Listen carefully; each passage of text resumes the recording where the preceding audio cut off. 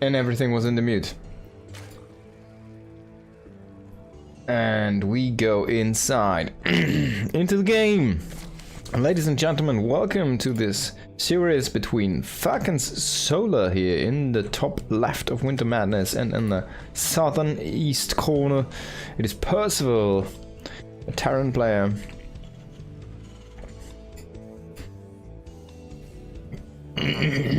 Alright, excuse me for the delay. I apparently also was talking into a mute for a long time, so we're back online here. Apparently Blizzard decided to patch the game today, so everything that comes from replays has to be loaded through like the extra loading screen and offline, and then relog in, and wow. So it's gonna be a little bit of a messy process today, and it's gonna be taking a few more seconds to set up, and like a minute more or two to set up the next games in between the series, but well, sometimes, excuse me, you have to deal with that. Shenanigans. I don't think there has been anything game related that was patched. Probably it's like more something from the authentication services or something, you know. So it's more like a patch to different games. I'm assuming with the Diablo 4 stuff that's common, that they are probably gonna relocate some resources from the server engines. But yeah. So let's check out this game. Percival is going into a 2 racks opening here so far. After the Reaper, it's gonna throw down another barracks, gonna go into a reactor. Is this gonna be a 2-on-1? It could be. He's only on 1 gas though, so this is still a little bit different. There's second gas coming in here. Alright, so this should end up being a 2-on-1 build here, with a little bit of a early mid-game power spike, but of course you kind of need to deal some damage, because if you don't really do anything to the Zerg, then, well, they'll just be there. They just don't care.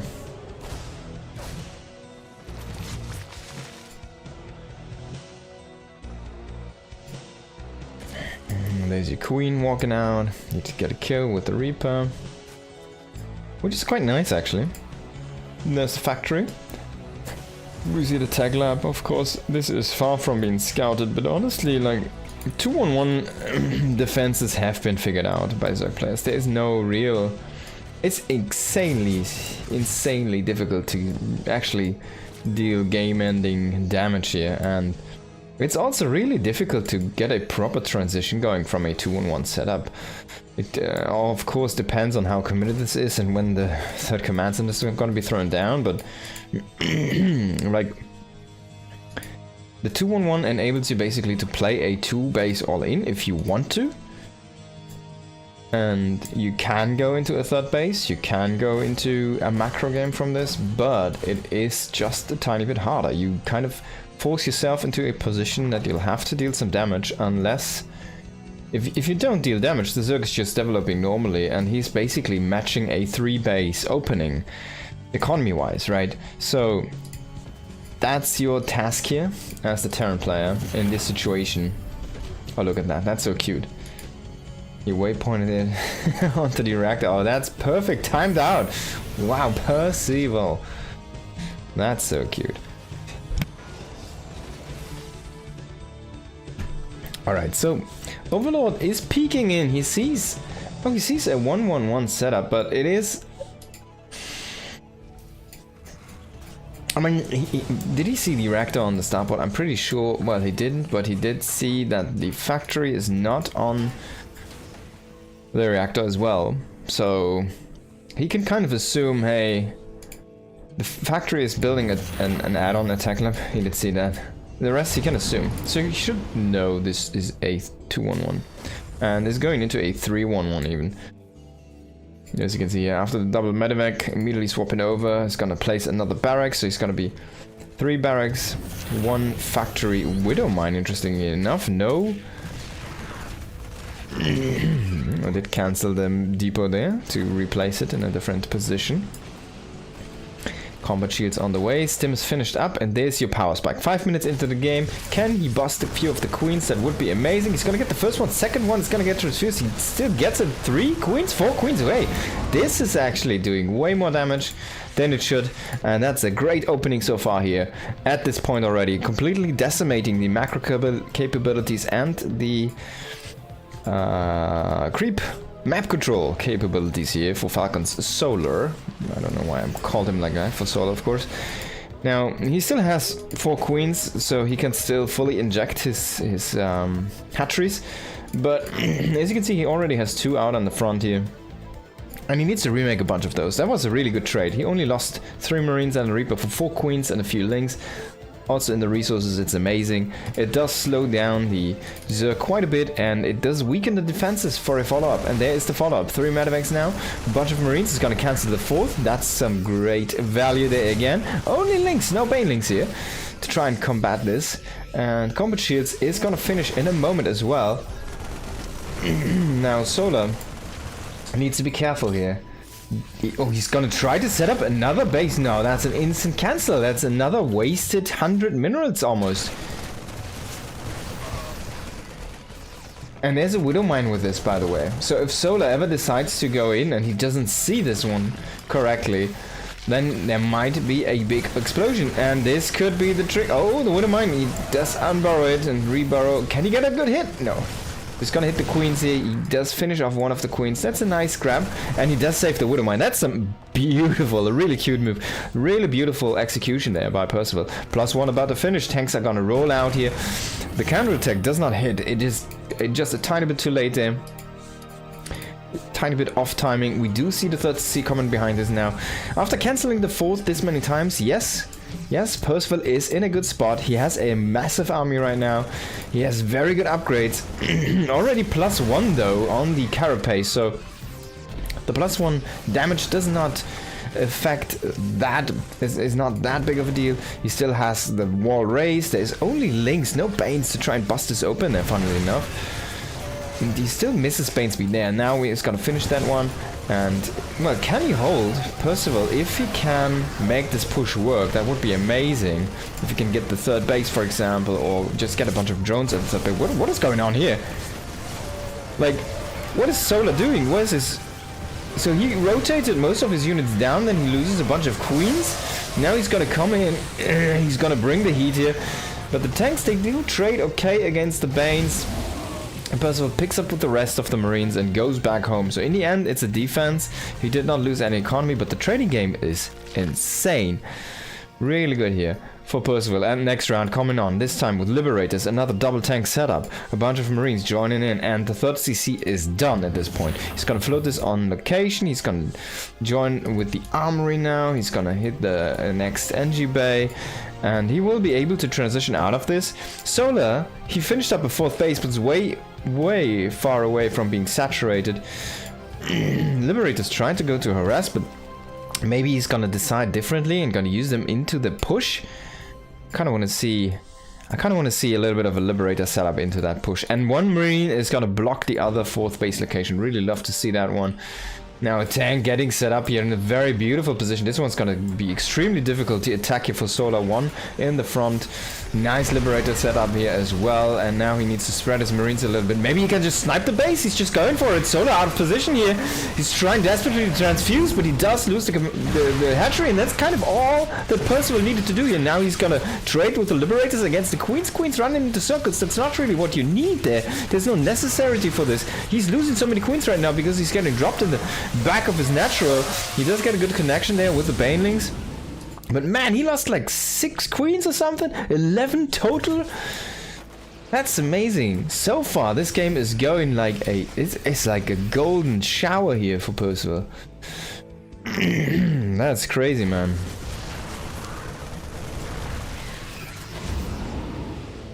So 2-2 on the way. The only small mistake here, he did have this NG Bay finished up quite a while before starting his +2 attack, so there is something you could nitpick on.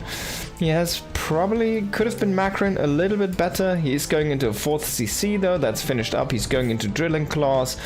And his development is okay, but as you can see, the upgrades are gonna be a little bit of an issue. 2-2 is gonna be earlier done for Solar, and that quite a bit at that as well, than for Percival here. But Percival might just be able to finish the game before 2-2 even hits. This is so Ling heavy. Very low Banes, very low Hydras. It feels like Solar is missing some gas income, but I'm not sure he has 5 gases, he has enough.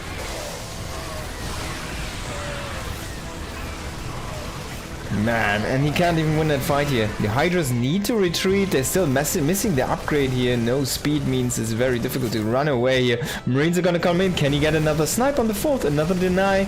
And indeed he does. It's definitely gonna be worth the sacrifice. Oh no! Last second defense here, but just a bunch of Marines with a few medevacs walking into the natural. Killing a queen, trading a little bit against Lings. Gonna run out again. He killed so many queens, man. This is 14 queens down the drain. That's insane. He's gonna snipe 2 banelings. Everybody can do that, right? I mean, it's only 2. The other group of Marines did get cleaned up here. But on the left side to drop in the main, still wreaking havoc here. Now he will lose the medevacs, but he will also lose all of the Hydras. The other one is almost, he loses so many hydraulics there to only Marines in the end.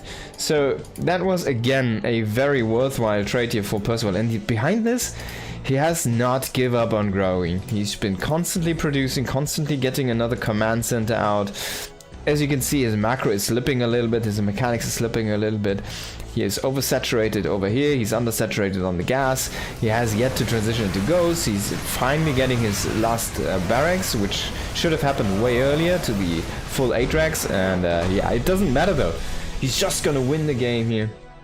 Even though you can see that Percival, like, has still room to grow, but there are already moments of brilliance, and sometimes the execution is just there, you know, it's just there. And it allows him to take maps from people like Solar. That's crazy, man. Really well played by Percival.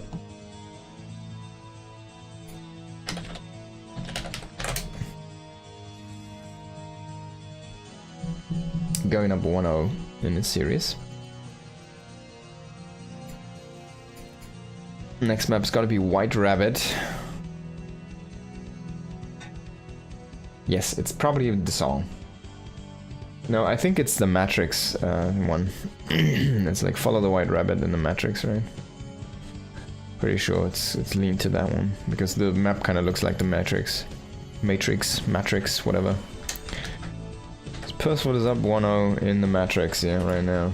He is Neo. He's been dodging all the bullets, crossing all the I's, dotting all the T's and whatnot. Now we do have Solar here in the bottom left and Percival in the top right. How can he use this lead to his advantage? Can he make this happen? Can he take best of 3 from Solar? I mean, he looked stunning in that last game. And to be fair, Solar should have had a good read on the situation. I think you're supposed to go into +1 carapace against this anyways, because it's basically gonna help so much an early +1 carapace against the firepower from the Marines, right? So the idea is you're gonna have the carapace done before the +1 is finished from the Marines, and even though they do have stim, their DPS buff is basically gonna get reduced quite a bit. It's not only the Lings, it's also the Queens. They're gonna get way more beefier, and they can just basically stand their ground and fight. But Solar stood a little bit too long, it seems, in most of the fights, and just got sniped so many times.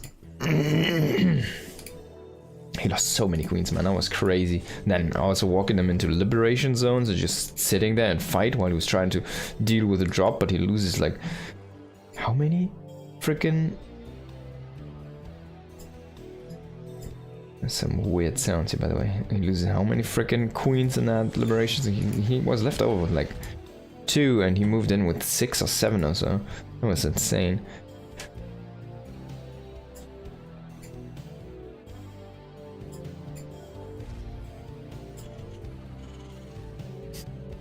It's gonna be the same opener again here from Percival.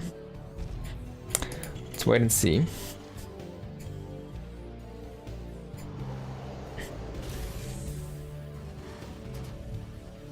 So he's not throwing down the barracks yet. He's gonna make a Marine after the Reaper here.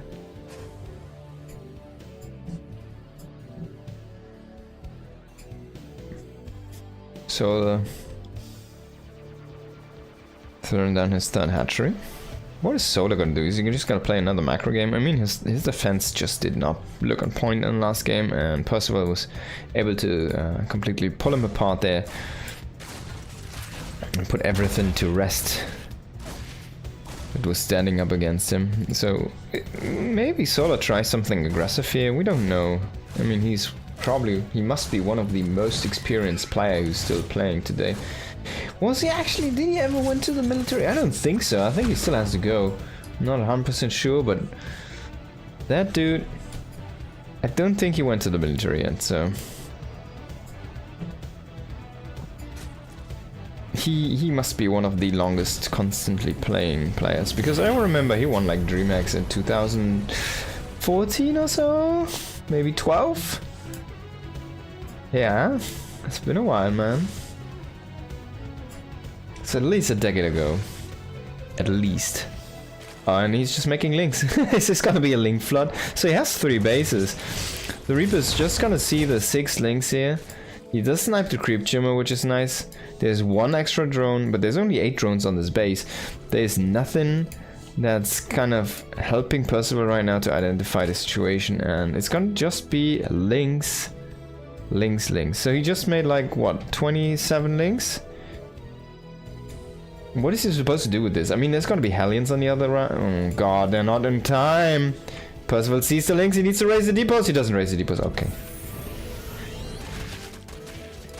So can he defend this? He's gonna pull the SCVs into the main base. I'm not sure if that's actually a good move. The Hellions do get surrounded. He's gonna come back with the Hellions that are out on the map. Oh, bro. Broski, so he should have stand ground now on the ramp. Now he's gonna lose the rest of the Hellions. He's trying. So what happened here? Him basically pulling all the SCVs. Why that is a mistake? Let's shortly go over that one because we have time anyways. Why is that a mistake? You see the top players, they usually don't do that. Like Clems, the Marus, they don't do that. They will always pull only one part of the SCVs to try and fight that. Now, why do they do that? They keep on mining, so they can keep on producing, and that's all they kind of need to do to solve the situation.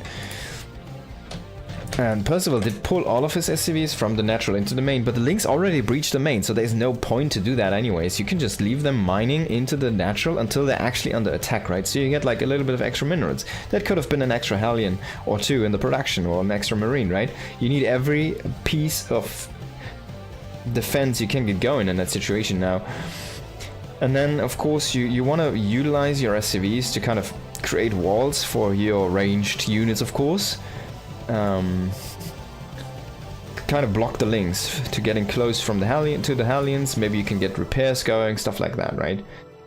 You want to raise the depot anyways, whatever happens, just to make sure that it does not get reinforced into your main base, and he needs to commit to a depot kill to get that done.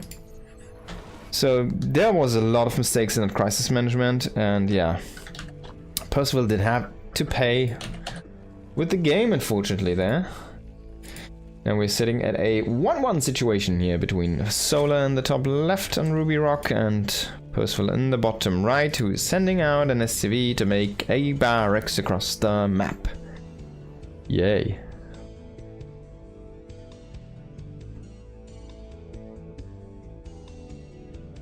Oh, and there's a second one.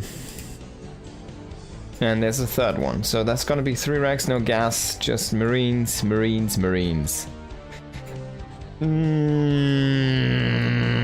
Can you see this green circulation? Let's actually have a look at this.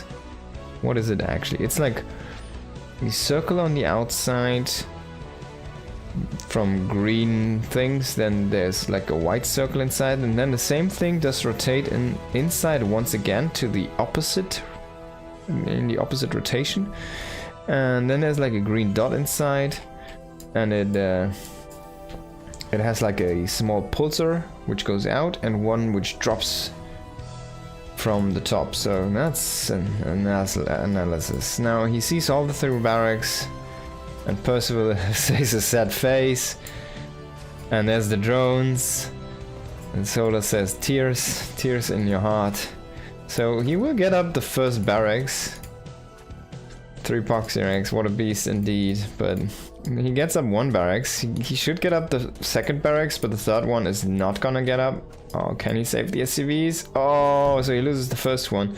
He should get away with the other 2. But yeah, 1 barracks is gonna get cancelled. Marine comes out. Can he make something happen? I don't think so. Now Solar's just gonna pull away the injured ones. Oh! I'm glad we didn't miss that one. Now this is significantly weaker. This is pretty bad. He's even gonna bring 2 SCVs again. I mean, Solar did not mine for quite a while. Let's see the income advantage. So, but that's not really enough to make this work, I think. Yeah, you can already see he has already enough links here. Sets 1 link onto the bunker making SCV there, and this SCV is just walking with the group. So he's gonna try and finish the bunker now. He does kill the links, but there's the queen, there's the reinforcing links. He's gonna abandon ship. He's gonna bring back the barracks, most likely. He's gonna keep on producing for now. There's nothing inside the main yet, and additional tech. Did he? How many kills? Oh my god, this drone did 1 more kill. So he lost 1 more SCV here to the drone, it seems like. Yeah, maybe I'm wrong, but he gets the drone recall at least. He's gonna bring back 1 barracks. He's gonna make 1 into... I don't think that's a good idea. Are you gonna play mech? Unless you're gonna play mech, don't do this. I don't think that's a good move. So maybe... He's just looking for the Overlord, okay.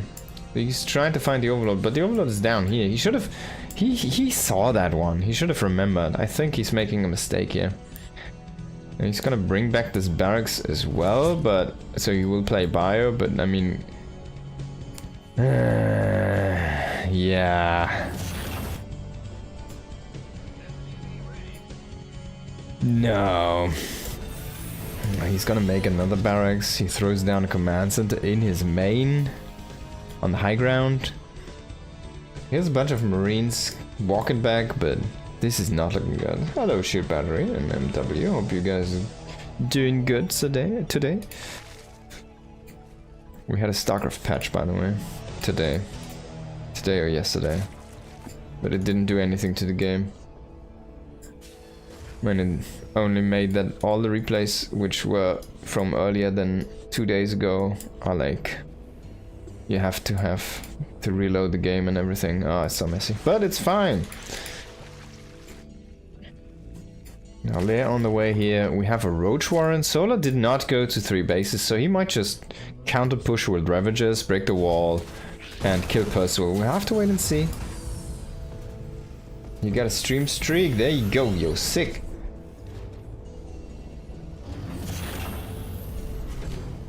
A hot break instead of a hot fix. Yeah, not really a break. It didn't break down the replays like a lot of other patches do, but it just didn't help. It didn't do anything to the game, and it just didn't help, you know. Now Stim on the way. Percival's trying to salvage his game, making a normal setup here. 3 barracks, 1 factory, 1 starport, and Solar kind of threw him a bone with going into a very late 3rd. Now Percival needs to identify this, and he needs to make like a bunker here, a bunker here, a bunker here, a bunker here. And then have like tank, tank, tank. And maybe he can survive.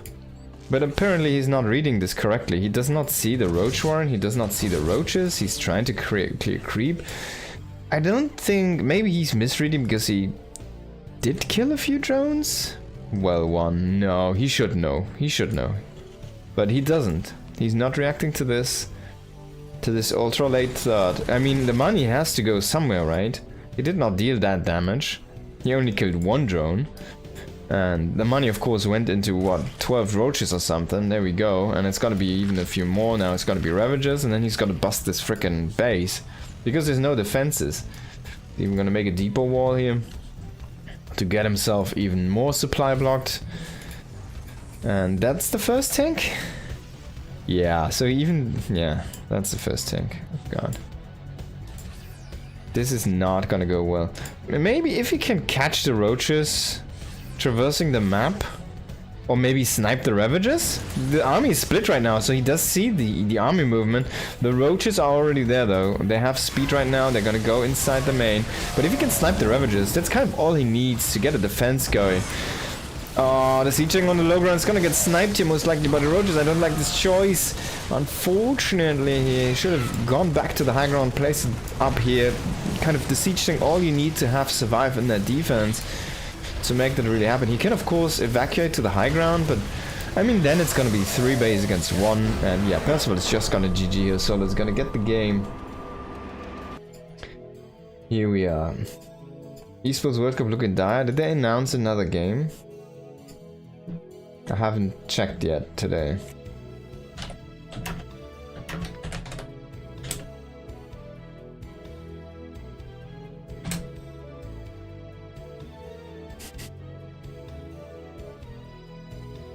No, there's still 3 slots open. We're fine. Don't worry. Don't worry, we're fine. There's still 3 games open. They're gonna get StarCraft in there.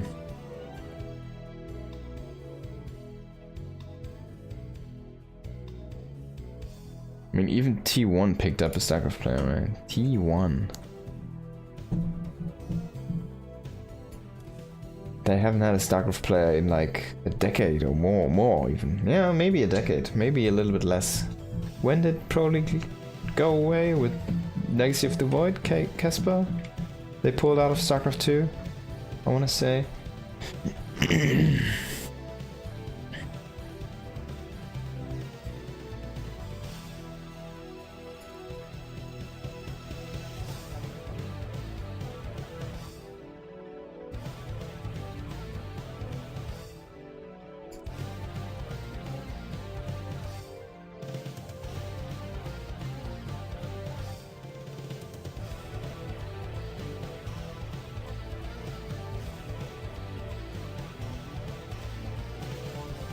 Pro League is grassroots now for Brood War. Are they doing this stuff again?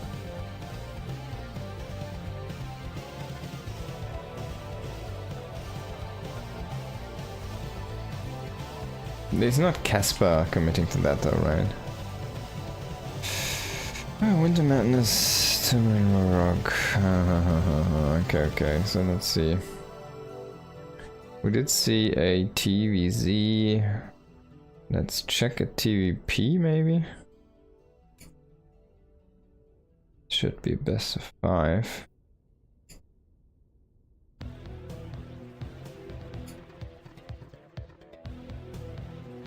PUBG Mobile? Yeah, of course. I think it's been there for a while. No Casper involved. Okay, basically the pro stream is just to pick Pro League formal events every few days. Yeah. That's kind of cool though. Like, I like the format. I really like the format.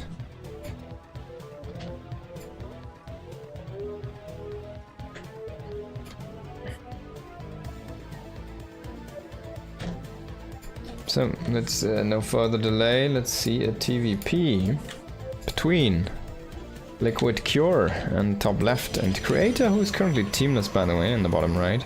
Used to play for so many teams. Long time player for Prime, I want to say. And for Jin Air Green Wings, very long time. And that guy hit his peak in 2012. And then in 2024, I want to say, he kind of hit a little bit of a peak again. He did like in some tournament, he made like a runner-up in like a bigger LAN event, like a couple of years ago, I want to say.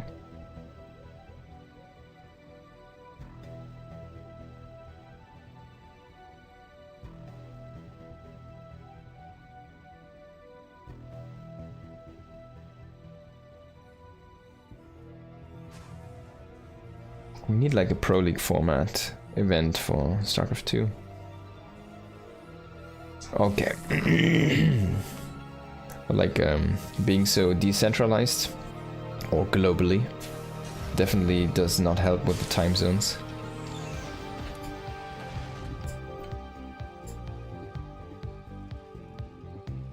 My cord for my audio cord is broken. I need to buy a new one actually. Kinda need to get one, order one. I can't find it. I did try to check out local stores if they have some, but they just didn't have the correct ones. So now I need to order it from the interwebs. I just didn't do it, I forgot. And then I forgot 2 days in a row, 3 days in a row, and I still don't have one. There's still actually pro teams for SC2, yeah. It's hard, I guess, I mean...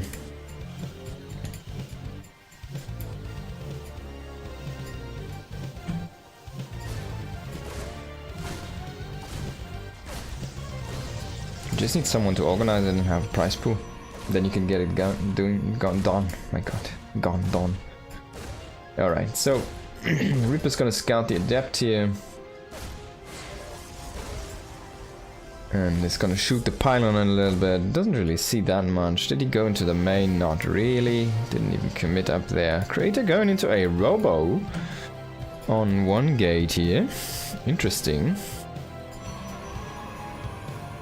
No Twilight. They're already mixing it up here. No standard blink. 3 gate or 2 gate.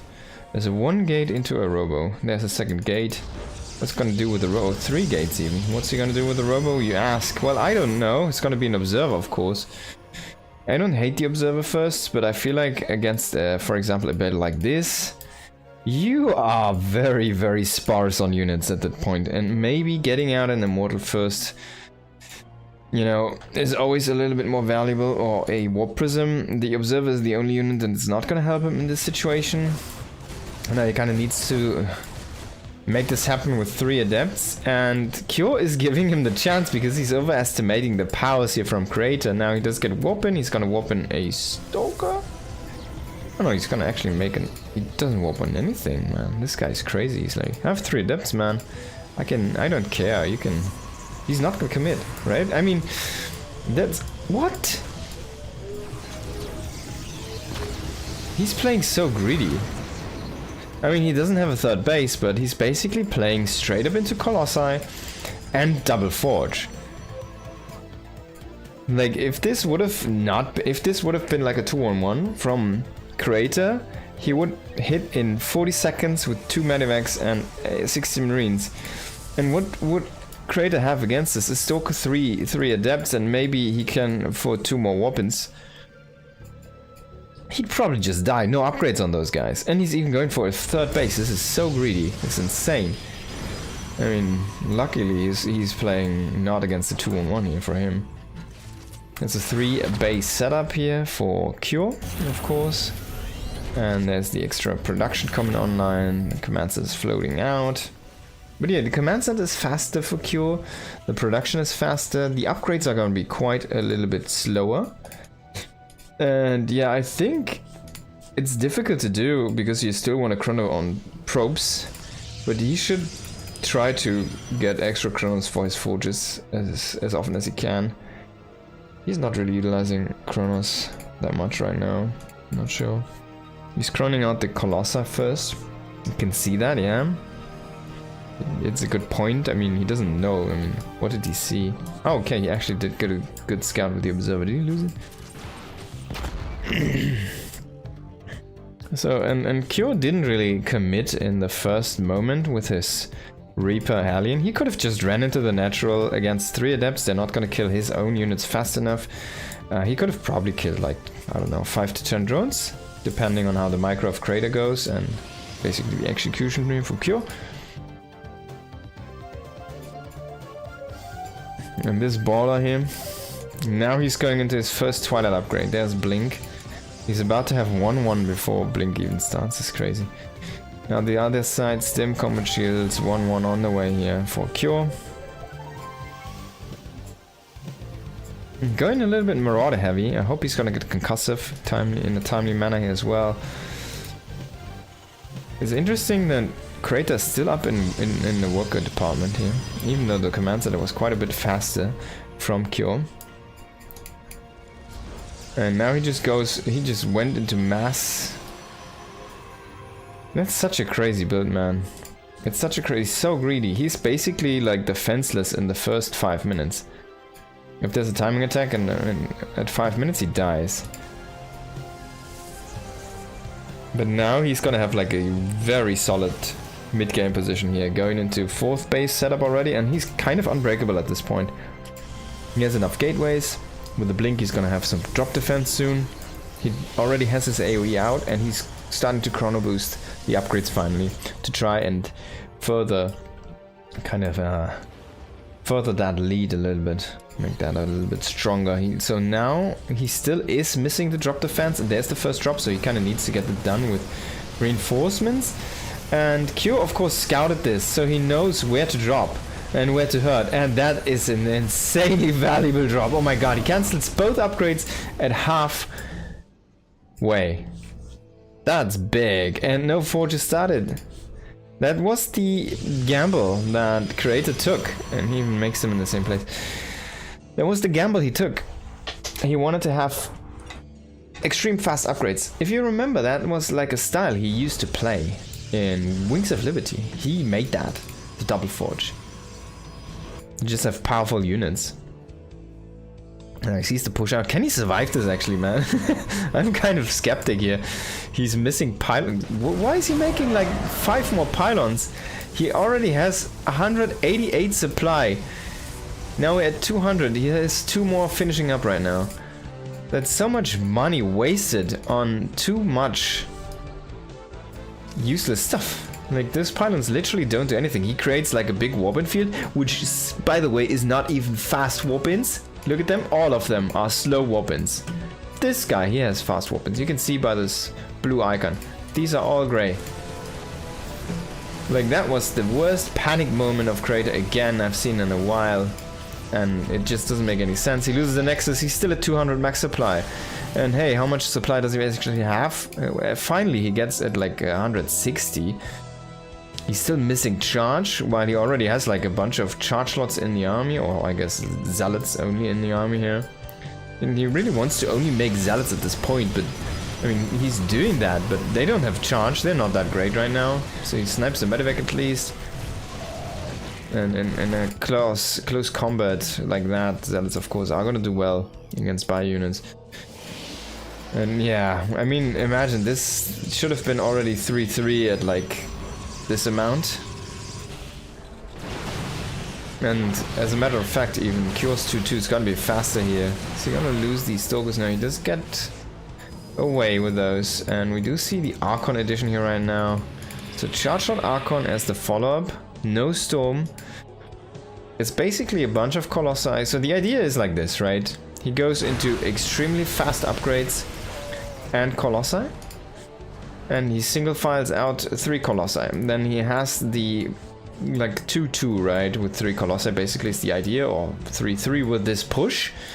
And he has a bunch of charge slot Archon as reinforcements into this fight. Now the issue is, you see Cure basically already has all the tools he needs. He has the EMPs, he has like, I don't know, 6 Vikings or something. So he can deal with this army quite nicely, and finally 2-2 is completing here. But this should have been actually 3-3. I don't think this is gonna work here. Kyo is gonna pull ACVs, but there's more than enough bio. And AoE is starting to run out here. Last Colossus is gonna fall. The Archons are gonna pop because we do have EMPs, which did already connect. And as soon as these force fields are gonna run out, this army is gonna get chased down. He almost gets a snipe on that base on his way out. And since we had so much Viking commitment here for Cure, he is quite low on the medevac count, so his army is actually half dead. And if he stims again, well, that's a way maybe back into the game here for Creator. He did kill 21 SCVs, but there's still 56. That's more than enough. And we do have, of course, at least 3 orbitals here, so there's a bunch of mutes ready at the disposal here for Cure. But he needs those extra medevacs coming in hot right now. He still has the Vikings, should probably land those. They don't really do anything for him right now. We should try to hunt down the Prism. There's one more big stim. The army is very low. Can Creator break him? Maybe. Maybe. There were no bunkers, so that's basically the only thing that was missing here for Cure in this defense. There's the charge lots coming in here. Can they kill the base? I don't think so. It's just gonna get lifted. One more Colossus joining the fray here. But this base is now dislocated from the rest of Cure's bases. And you see how crazy this is. Imagine how crazy this would have been with 3-3 actually done. 10 gates, 4 bases. It's basically an all-in here from Creator. If he doesn't finish the game and Cure to survive, Creator's gonna lose. Because he has nothing behind this. He's just constantly producing off his 10 gates and his 2 robos. Reproducing Colossi. But if Cure ever wins the fight, it's gonna be lights out here. Now these 2 Archons, I mean 1 EMP, that's all you need. And there it goes down, the Archons do pop.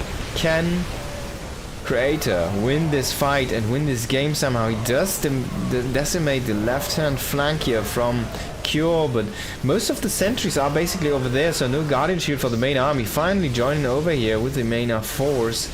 And the Zealots are gonna profit from the Guardian Shield so much. Colossus as well is gonna be quite a little bit more beefy here. 42 SCVs, 69 probes, very nice here for Creator. Can he make this happen? Or does Cure manage the defense? I mean, Creator also is gonna run out of money eventually here. We don't have 3-3 upgrades for any players. There's +3 on the way for Creator. Poking maybe a little bit too forward there. With that Colossus, it's gonna lose the first one. Oh my god, in the standstill! Oh god, I can't believe. Imagine he keeps the forges. Imagine he keeps the forges. I mean, Cure already had a good army against what Creator did have, and it still was not enough. So imagine if Cure does not snipe the forges with half done 2-2. This pushes 3-3 potentially. And that's so insane, man. I really like this actually. It's super greedy in the early game. If you run into a 2-1-1, you're dead. If Cure commits with his 3 Reaper, 2 Hellions, you're dead. But if you can kind of stay safe for 6 minutes, then you're gonna hit a power spike with a few Colossi, and then you get your blink, like the tools start to assemble, right? It's like the Avengers. You get Spider-Man coming in, and then I don't know, Captain America jumps in, and then eventually frickin' Iron Man joins, and he just completely decimates everybody with his frickin' laser beam, right? There you go. What a great game from Creator, I have to say. Even though he lost the forges. Can't believe that. It's such a big thing, actually. I can't believe that still. Crazy.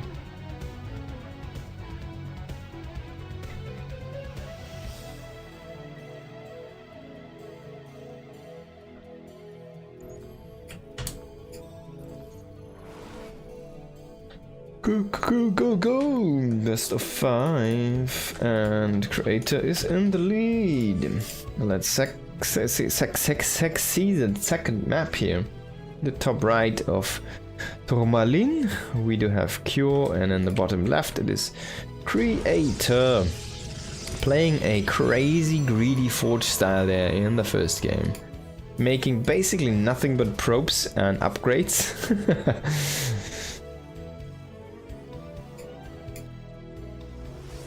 Playing with 1 Stalker and 4 Adepts. No, 3 Adepts, sorry. 4 units in total. And until he has the first Colossi.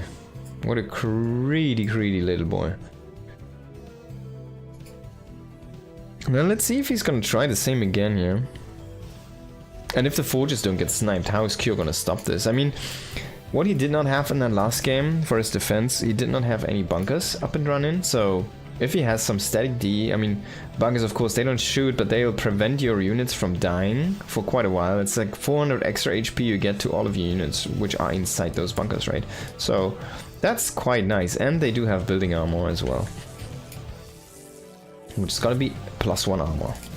Now, so that's actually gonna be really good for a defense like that. If he has like 2 or 3 bunkers even, he just has that extra staying power there. And I mean, the other issue was maybe he was a little bit overly invested into Vikings. I actually did not check if Creator was actively trying to snipe Medivacs, for example.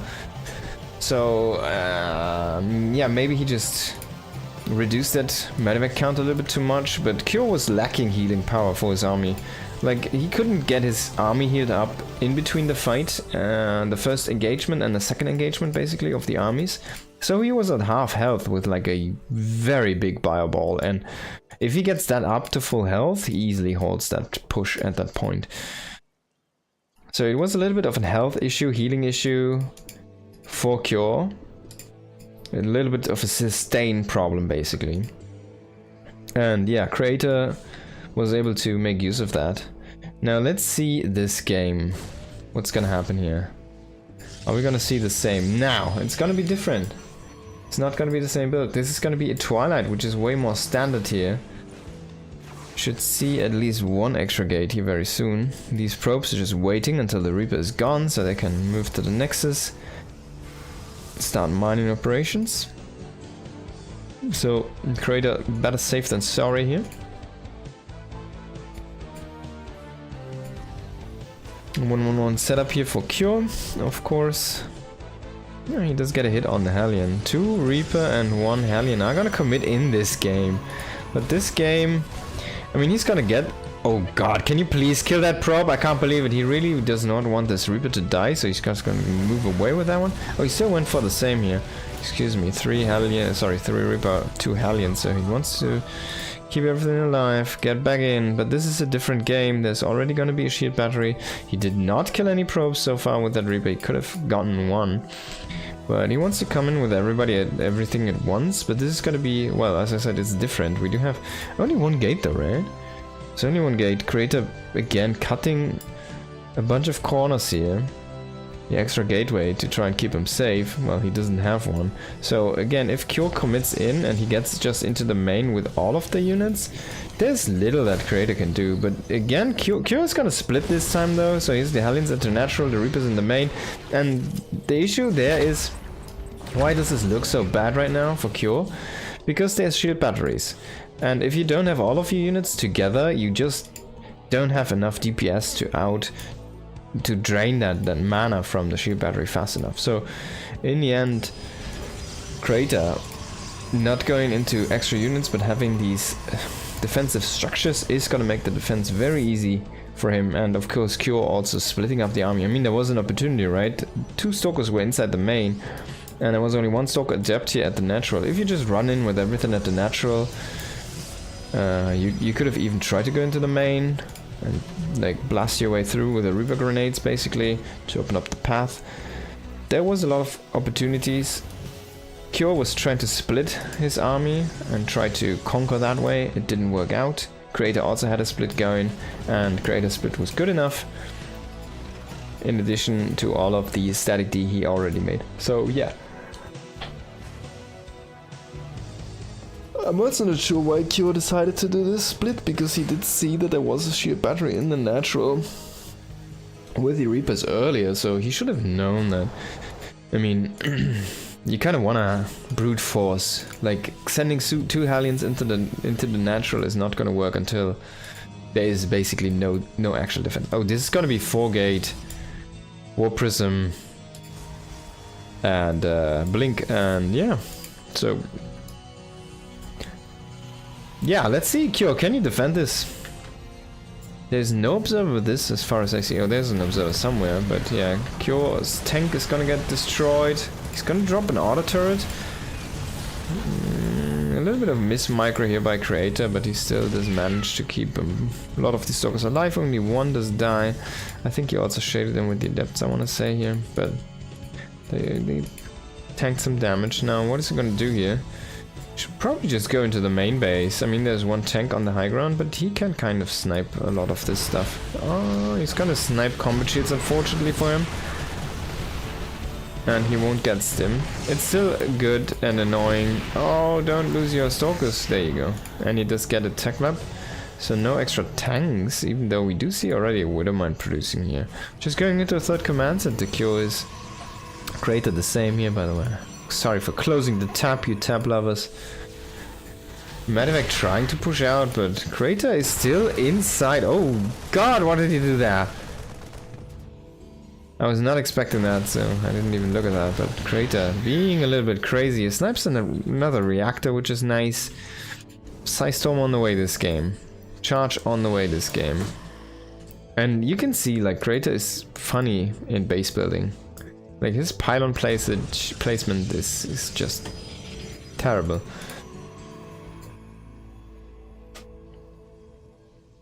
Like, this is nice, right? He has 3 pylons set up. This one is unfortunately a little bit too far out, so it does not have the fast warp-ins. He's gonna catch this medevac, of course. He needs to be careful here. Q is trading quite nicely there. He did complete stim, so he can actually fight this Stalker army, but yeah. Oh, is he gonna lose vision? Maybe. No. He does get everything. Doesn't lose any Stalker. Very nice engagement there. That feels actually so frustrating as a Terran player, if they just snipe all of your units and you don't get any. Even though he, like... They're only shields now, right? So if you ever get a ghost out and you EMP those dudes, they're basically Archons. They're one-taps. You need like a Marine to shoot twice until he can kill a Stalker there. So they're gonna be super dead, super fast, but they still dish out their normal damage. But the army is kind of flimsy. There's no region. Excuse me. There's no region zone on this map, so he's gonna defuse the Widowmine here, and just gonna kill that one. 2 Immortals now going maybe a little bit too offensive here. A Storm dropping into the bio. It's gonna kill a few of the bio units, but in the end, Q should still have a good defense going here. And you kind of want to throw down your 4cc here, Q. Where is it? Oh, why did what? Oh shit! The Raven, he killed like 6 workers with an auto turret. I'm still looking for the 4cc. He has the money right now. He's going into the coast transition. He's not adding extra barracks, so.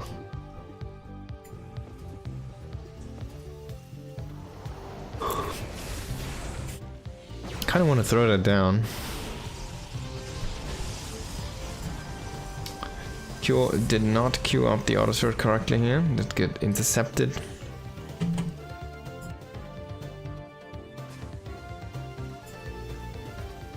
There's the 4cc. So basically, like as a rule of thumb, if you go into a macro game and you try to grow, you want to have your next base building as soon as you get fully saturated on one base. That's like the idea of a macro game, right? So, man, by the way, this is 69 SCVs here for Cure and only 66 for Creator. So, Cure should be mining quite a bit more. Yeah. Oh, hell yeah. But Creator is assembling a quality army. He does have High Templars, he does have Storm, he already has a bunch of energy, he's gonna have Colossi. Is he gonna have Colossi range? Not yet. But he will finish that up, most likely before the next fight. And yeah, of course... Oh, his upgrades are a little bit late. The forges are only spinning now. 2-1 on the way. Of course, Kyo did also delay his upgrades a little bit, but he's already starting his 2-2, so... 1 upgrade here, an upgrade lead for Cure in this situation, who's already thrown down Command Center 5, so he has no intention of all-inning here or finishing this game very soon. He really wants to keep on growing in this game. He's starting to set up a few defensive positions here, a couple of mines spread around, which I really like. This probe has been here for quite a while, I want to say. And yeah, setting up some turrets, a sensor turret as well. And he will see the Stalkers move in. Unfortunately, the mine does not get a hit. Oh, that's some nice force fields here. A little bit of an under-reaction there from Cure. I'm just gonna pay with a few units for that one.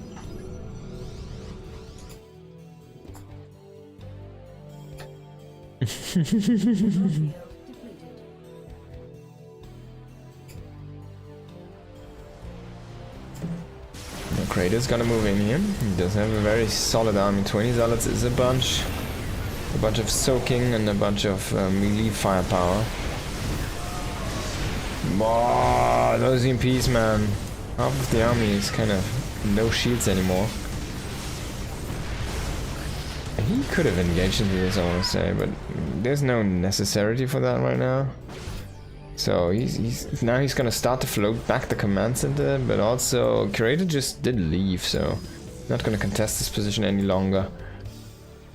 And Kyo's just waiting for us to oh, he does not get he does not hit the MP, but he does hit the snipe. And the probe is gonna run into the Widow Mine. And it's gonna hide behind the turret. Dark Shrine, okay, Crater. Show me more. Going into this 5-base setup right now. And we do see a little bit of engagement. Crater should not fight here. He should not fight here. He has no flank going, he has no surround going, he has a disruptor coming in, but he doesn't have enough units to deal with the Vikings. Oh, the Archon killing Vikings, that's kind of cute. He's gonna lose an Immortal now, he lost the Colossi already. He's gonna lose a bunch of units here on his retreat. And he did recall the rest of the army. Where did it recall to? There it is. But yeah, he has no Colossi right now. I don't think he has much AoE at all. No Templars, only that one Disruptor. If Kyo wanted to push the issue, this would be a nice timing for him right now. He has no AoE whatsoever here. For Crater, only the Gateway units are left standing. Unfortunately, he does not know that. He doesn't identify the situation correctly, and, well, he just pulls back, throws down a couple more command centers, and more static defense at home.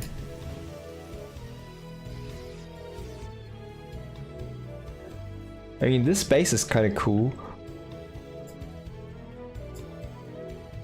It does give you like a staging point. And then you kind of rotate to this area, and you can rotate over here and over there, which is not that far apart, but he did split his army, of course. But growing past 5 bases looks kind of difficult here as a Terran, and there's not that many bases to take. There's 2 more bases, then it's gonna be over. And Kratos gonna find that Widow Mine, and Kyo is gonna try to evacuate the mine. Oh, Ghost! He should have EMP'd, I think. He did not, he just runs away. He shoots once and then walks away, and then he gets healed up. But only a little bit. 95. Has to make it work. Can he get another heal tap? There it is. And he misses 2 HP, but he still survives. 1 Disruptor hit here. Vikings pushing forward a little bit too much. 56 HP on that Ghost, man. He has seen a lot of hell. He has seen a lot of hell. 101 HP. Man, those medivacs, they just don't want to heal that guy up fully. Oh, there he is. He's finally back at full health. He has +3 on his weapons right now. He's gonna have +3 on the armor in a moment as well. 3-2 done here for Crater. He's gonna try to send around some Zealots. There's no planetary in this location here, which is a little bit unfortunate, and at the same time we do see a frontal attack. EMPs on the Archons, 1 does hit, 1 does miss. Our Ghost has 3 kills at this point. He's still standing strong here, and the Zealots on the right also defended. And yeah, the DTs were with this, but there's a turret and a scan, so no blink yet as well on the DTs. So it's gonna be difficult to engage correctly. Oh, did he just lose those? Oh, that was expensive. I think he lost all of them. What did he do? He lost all of them. 4 DTs for nothing. We can even check this. Yeah, 5 DTs even now. There's gonna be 6 and 7. There's the auto turret coming back here again. The Raven. Just get 1 kill. Yeah, 1 kill for 3 auto turrets. But for some reason Crater has no pylon down here. He has nothing in the area, so he's just gonna lose this Nexus. His Death Ball is moving to the north. We do see a Liberator coming here on the west side. It's gonna throw down a Liberation Zone. It's gonna hit these probes, and Crater, no reaction yet. The Zealots are here trying to... Oh my god, no reaction yet. Hey. And this is gonna happen. Even an EMP there to snipe the DTs. One is gonna blink out. We do see a Liberator as well. The Raven is also here. This Raven has been alive from the start of the game, basically. No F2 did manage to kill that one. And unfortunately, this command set, of course, did reveal itself by floating over the building Nexus. So this is gonna get killed here by a Creator, I'm pretty sure. But also this base is gonna die. Both bases dying at the same time here. Beautiful stuff. Oh, this army is gonna get sandwiched here. Can he evacuate with a medivacs? Oh, so risky! Woo, he only loses an empty one, but he's out of position here. This planetary is under threat. Can Cure reinforce here with the army? Still has there before the planetary dies. The answer is no. He loses 2 ghosts, 3 ghosts there to a couple of disruptor shots. That was a very nice disruptor connections here. And he loses a bunch of his expensive army here, starting to try to dodge some here. We do see reinforcements coming and some stragglers coming back there from the attacks. But this base is already gone, so there's no reason to stand down there and fight. You want to, yeah, kind of pull back here onto the high ground. Building armor is going to finish in a moment. It's not going to help to disengage though. There's no buildings, it can soak anything. And Kratos' death ball is looking very deathly. We still have that one tank trying to chew away at this army here. Disruption Nova is gonna hit a couple SCVs there.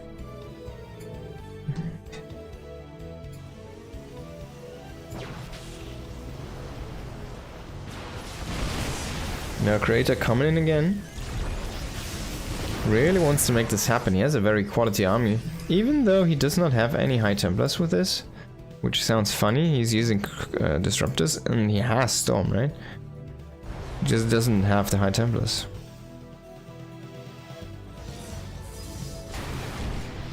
Observer does die. Cure did set up another base, of course. But can he hold this planetary this time? So far not enough firepower here from Creator actually hitting the PF, and that was a nice dodge on the Nova. The other ones do connect somewhat. And the PF is gonna hold here. Planetary Fortress.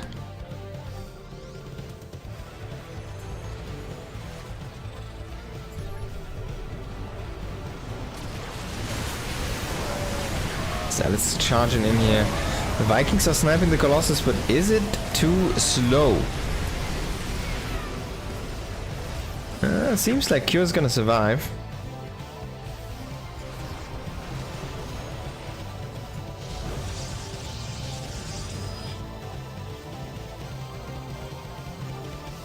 And he did establish this base as well. Again. Should probably sell that bunker.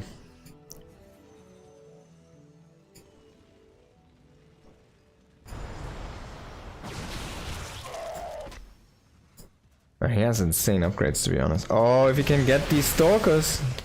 Oh, great, it's gonna be fast enough here. Where's the army, though? Why is it just kind of chilling at home?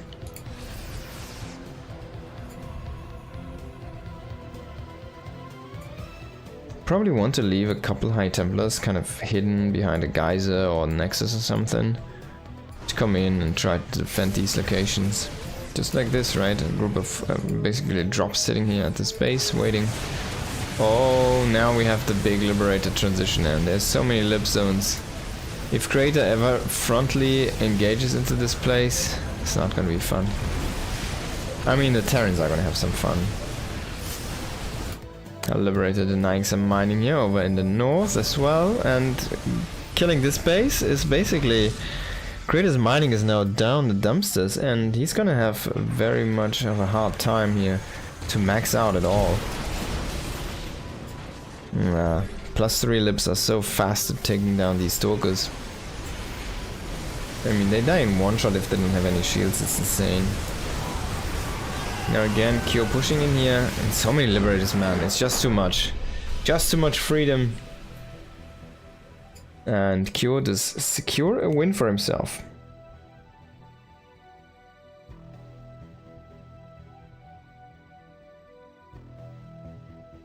Pooh. Too much freedom. Yes.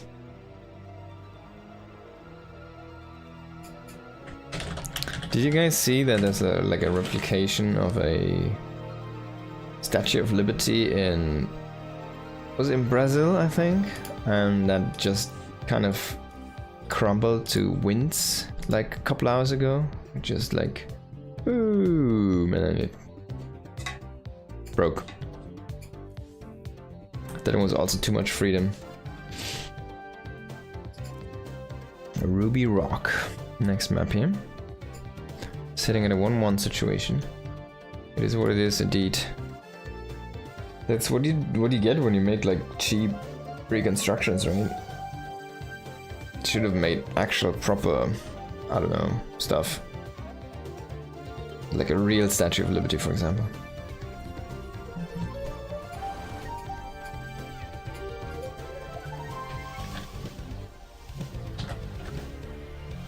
We're sitting at 1-1, right? Yeah, okay. Let's get into the next game. It's gonna be, as I said already, on Ruby Rock. We have in the bottom right Cure, in the top left it's Creator. Let's see what this game is gonna bring. So we had some crazy games here. The last one was quite epic. Creator looked like he was able to take the game in a few situations there, but kind of lacked the last initiative to actually kind of, you know, the balls to just stay in the fight and kind of try to pull through. Even though he never really won a big fight, there was a lot of even trading going on, but eventually Cure just transitioned into +3 Liberators with range, and he had like a lot of those, so yeah, Creator never went up into any air or Stargate tech. He never got any carriers, he never got any Tempests or Oracles or anything.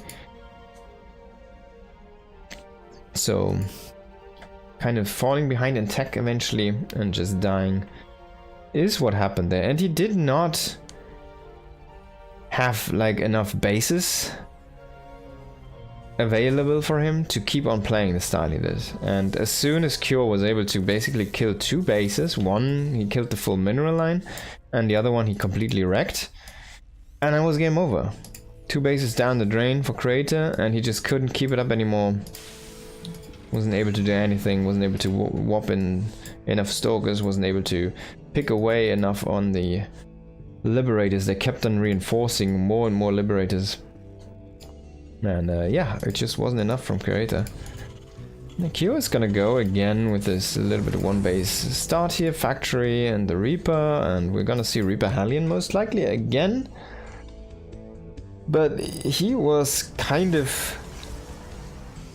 yeah, I don't want to even say kind of, he was very lukewarm with those until this point in the series. So let's see if he goes like a full hard commit into the natural or something and really tries to bust his way through, like bounce the... basically what you want to do is you want to bounce the units that your opponent has, and you just want to kill probes. You want to shoot at probes and nothing but probes. And you have 3 Reapers, so you use the charge, KD8 charge, and you don't want to use it for damage, you just want to use it to control the enemy units, so you can just kill probes. That's all you want to do. You want to hit workers with this. And if you can't hit any workers, it's just not... it's not gonna be a good opening. Because it does put you behind quite a bit. There's no tank coming out right now. There's no stim on the way right now. That's all things he could have already going for himself, but he doesn't. There could have been a bunch of Marines at like 4 to 5 minutes with a Medivac coming in, for example. All that is not coming because he's going into 3 Reapers, 2 Hellions, right? So, by the way, there's gonna be an Oracle and a Stargate this game, so Creator really mixing it up every game here in this series so far, going into a Robo first in the first game, into a Twilight into the second game, and now in the third game it's gonna be a Stargate here. So all the 3 techs, we're gonna see a lot of build variation here from approach, which I really like and enjoy. Now, what can you do with that though? It's been a while since I've seen an Oracle opening against Terran, and there usually is a reason for that, because the other ones are so much better.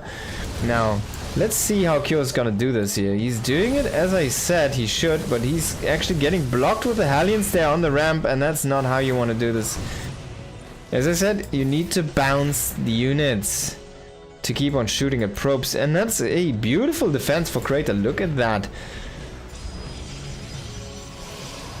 Oh, for a second I thought there's like a red dot. I thought what was the Hellion, but the Hellion comes in now again. Can he get one more kill? It doesn't seem like it. The shield battery is just too powerful for one Hellion. And he's gonna die. So look at that. 2 Hellions and 3 Reapers for 1 probe. And an Adept. I'm gonna give him the Adept, I guess. But 1 probe.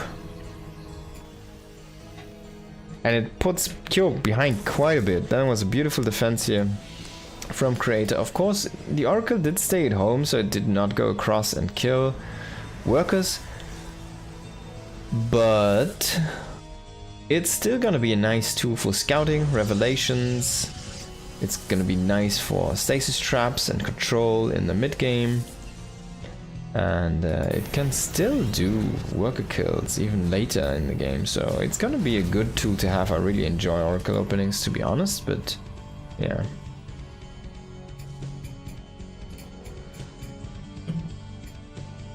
I mean, Blink is just so much more powerful, right? And it is no AoE.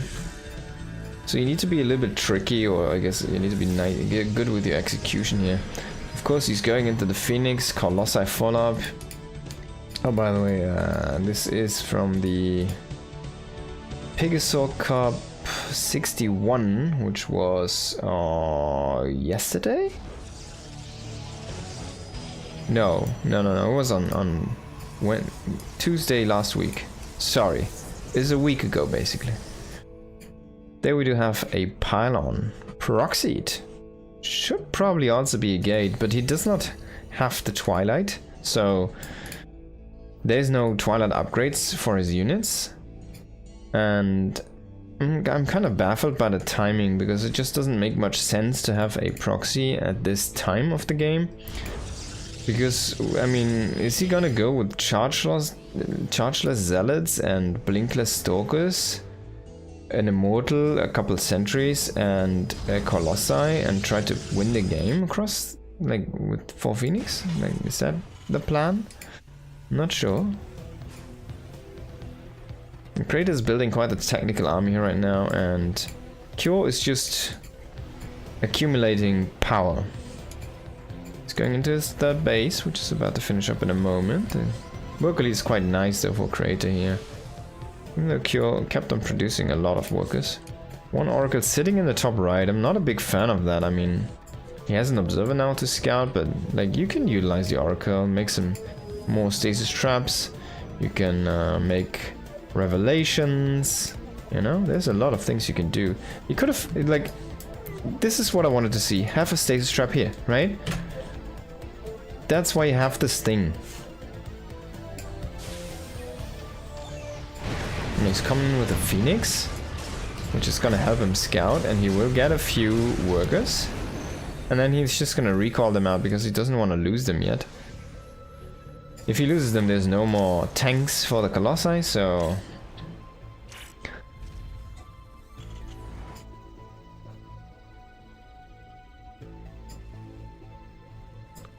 Oh, and we see this again, 5 more pylons. Look at this, 117 supply blocked again for Creator. He makes a bunch of pylons. He's gonna throw down a stasis trap. He's gonna hit at least 3 SCVs here, which is not gonna be bad. And he's actually gonna warp in a bunch of units here, but as I said, there's no Twilight, there's no upgrades on these gateway units, so they're actually very, very bad. No blink, no charge. Cyclone is gonna grab the kill on the Oracle. Yeah, I mean, as much as I said I wanted to see stasis traps, not if you lose the Oracle. Oh god, the Colossus might just walk into the army.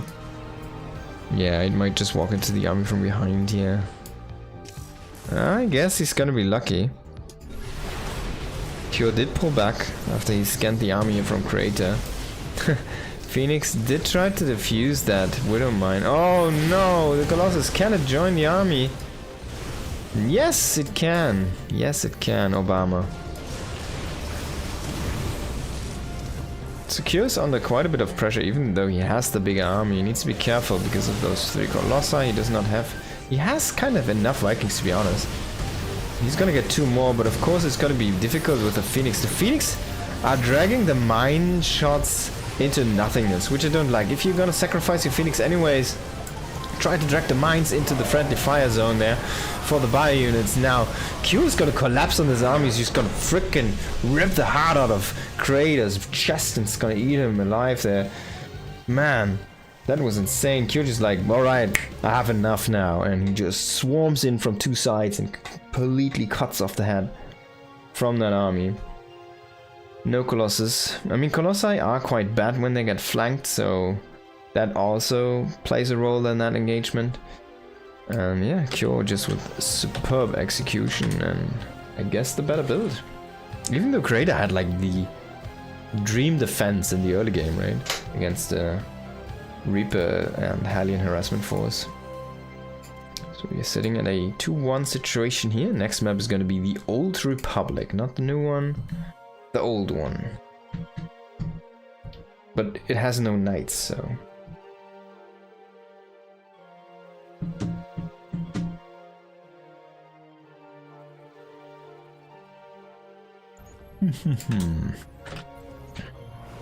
Okay, best of 5. Kratos has 1, Kyo has 2. Can Kyo close it out, or is Kratos gonna bring us to a map 5? Into this third map. Old Republic. Bottom left, it's Kyo. Top right, Creator. I kind of want to see again his weird Colossi double forge style. I want to see that again because that looked so powerful once it got going. But then what I want to see from Kyo is not make triple Reaper double Hellion Harassment Force for once. And it's been terrible so far. It's been only putting him behind in all 3 games, and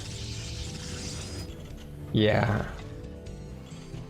I mean, last game what he basically got out of it.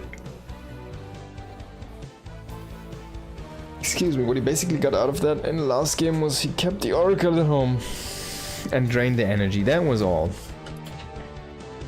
That was really the kind of, if you want to look for a W, that was the W he was able to take there in that moment. But yeah, in the end, Creator still managed to lose that game. The Tilted Depot. Guess like on this wire or something.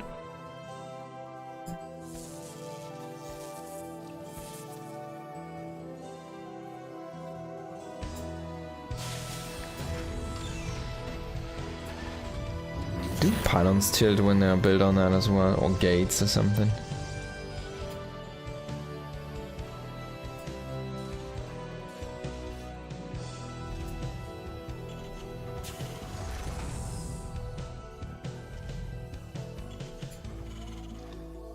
Command center here on the low ground, of course.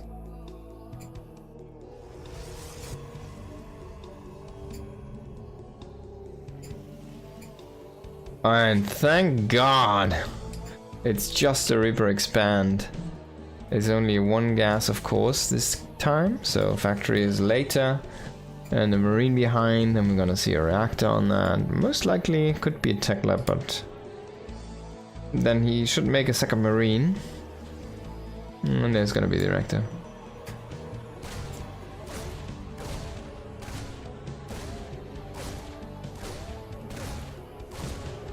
Can he kill that Nexus before the Adept is gonna kill him? I don't think so, but he's trying. The Adept is just gonna accompany the probes.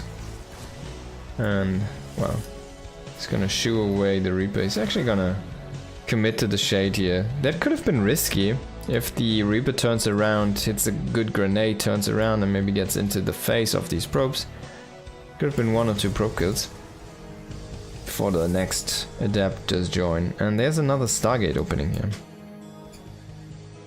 So it didn't work in the last game, so he's trying to make it work again, it seems like. And Kyo cannot get up that, because this is very firmly blocked. There's no spot to jump up. But he desperately wants to see what that tech building is here. 1 Hellion this time, yeah?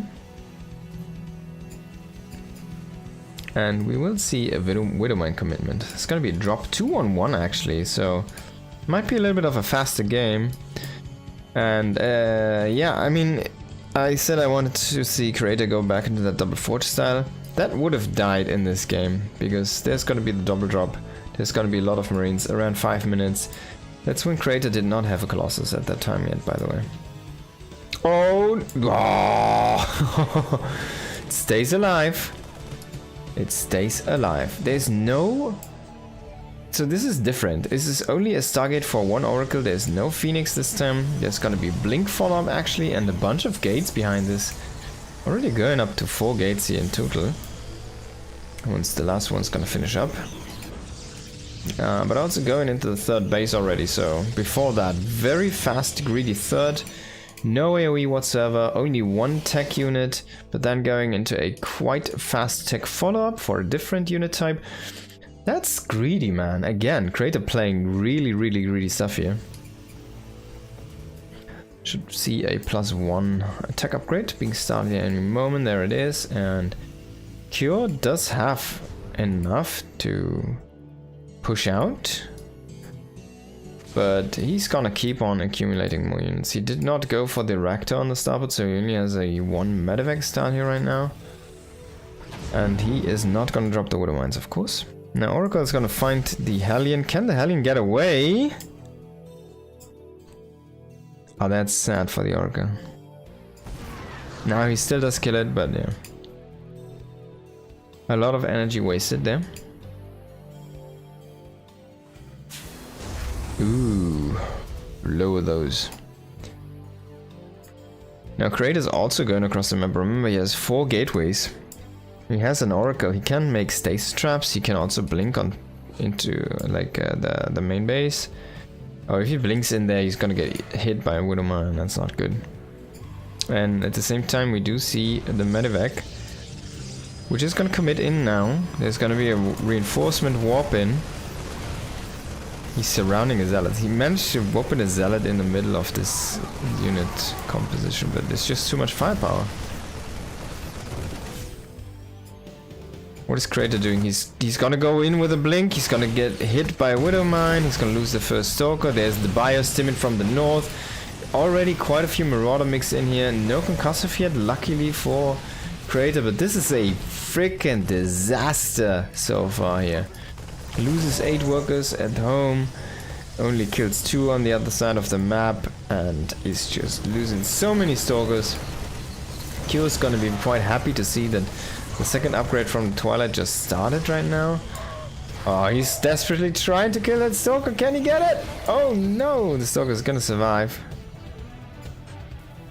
But there's your push, and oh my god, man, he's been bleeding so many Stalkers. He's down 8 Stalkers, and all of his game plan was to have a bunch of Stalkers to try and delay this push, which is now just walking across the map, even hunting down the rest of the Stalkers here in the meantime. And these Zealots don't have charge, so Creator, bro, look at how slow those are.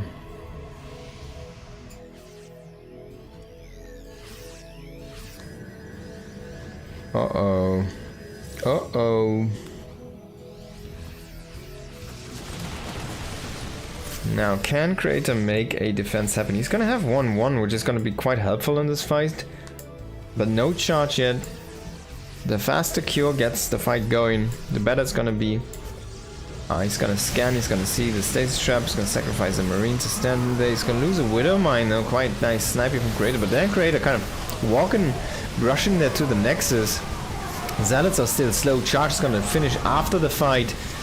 So the reinforcements might be nice. The Oracle is gonna sacrifice itself for a little bit of friendly fire, and 2 Widowmines connecting there. Very nice on a clump of units. Now, can Creator hold the line here? He's gonna lose a shield battery. He's gonna... Ooh, he shot a Marine. No, he shot the dog. I think he shot the dog. Oh god, so a little bit of a mismicro there by Cure might be just the thing that Creator needed to stop this stutter-stating army.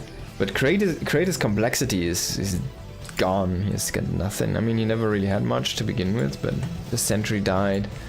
The Oracle died, so no tech units whatsoever. It's just plain gateway units with the upgrades, but I mean the double forge is gonna be nice. The 2-2 coming in is gonna be nice. This fourth nexus is gonna be nice. But he needs AoE. He's trying to get up the robotics bay now.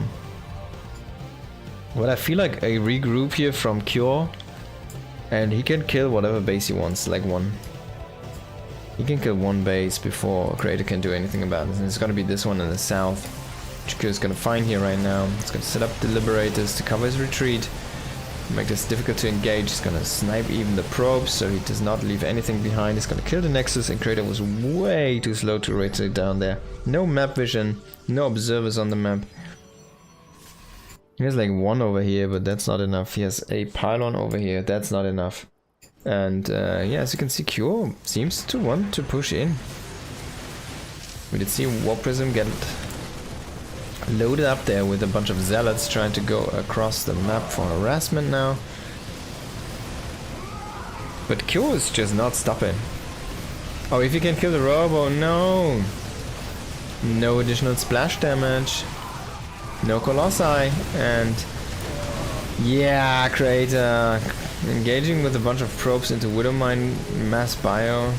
GG. That just did not work out the way that Creator intended, and Cure is gonna finish up the series here.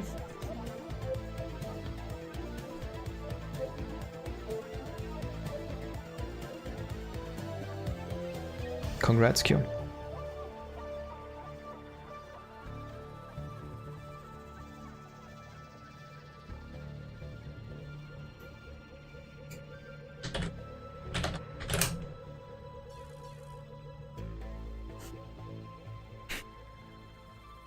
Okay, gonna probably take a very quick break here, but I want to decide on the next match for now.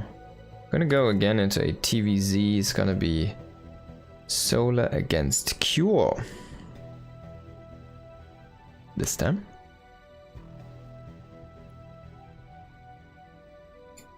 First move is gonna be Winter Madness. Oh, is it gonna be? 1, 2, 3, 4, 5. Yep. First is gonna be Winter Madness.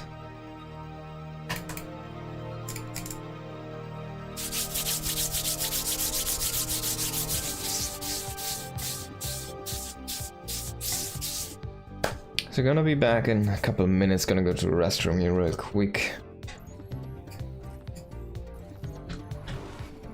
And then we'll start this next best of 5. I wanna put best of 3 there. Alright, gonna be right back.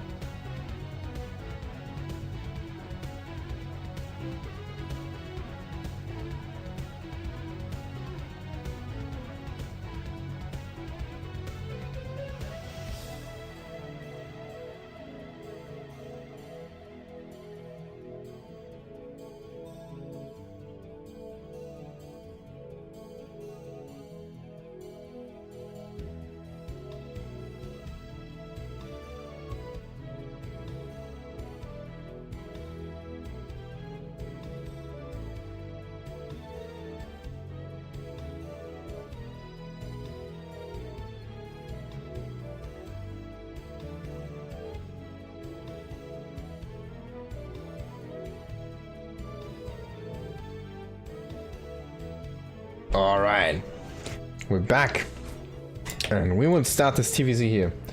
Between these madmen. Start the TVZ. Yeah, there we go. In the top left of Winter Madness, it is Falcons Solar, and in the bottom right, it is Liquid's Cure. Kind of these teams in the team reward thing are starting a rivalry. Falcons and Liquid are contenders for the top spots. As well, like Team Vitality is kind of also gunning for those spots. And they have been investing heavily into players from like a lot of games to get the Esports World Cup club rewards or whatever they're called, right? To get the good standings there. And yeah, I mean, Liquid had, I think Falcons did win. They probably have like a vastly biggest budget from every team, right? So it's quite difficult for them to not win that, just because they basically can support players from every game, even potential games like StarCraft right now. And yeah, Liquid is a very big, large organization as well, but I don't think they have that unlimited kind of budget that like Falcons has. So still, Liquid is an insanely large organization. They are cooperating with like Marvel and whatnot, right? So they have insanely huge partners and they have very good players, very good teams overall. And yeah, in StarCraft, of course, well, they had last time's world champion Clem. This time in the 2025 World Cup, Cure made it into the round of 4. Brought a bunch of points for them as well. Now, Solar and Rogue and Bunny didn't even make it, by the way. They did not go that deep in the last tournament. So,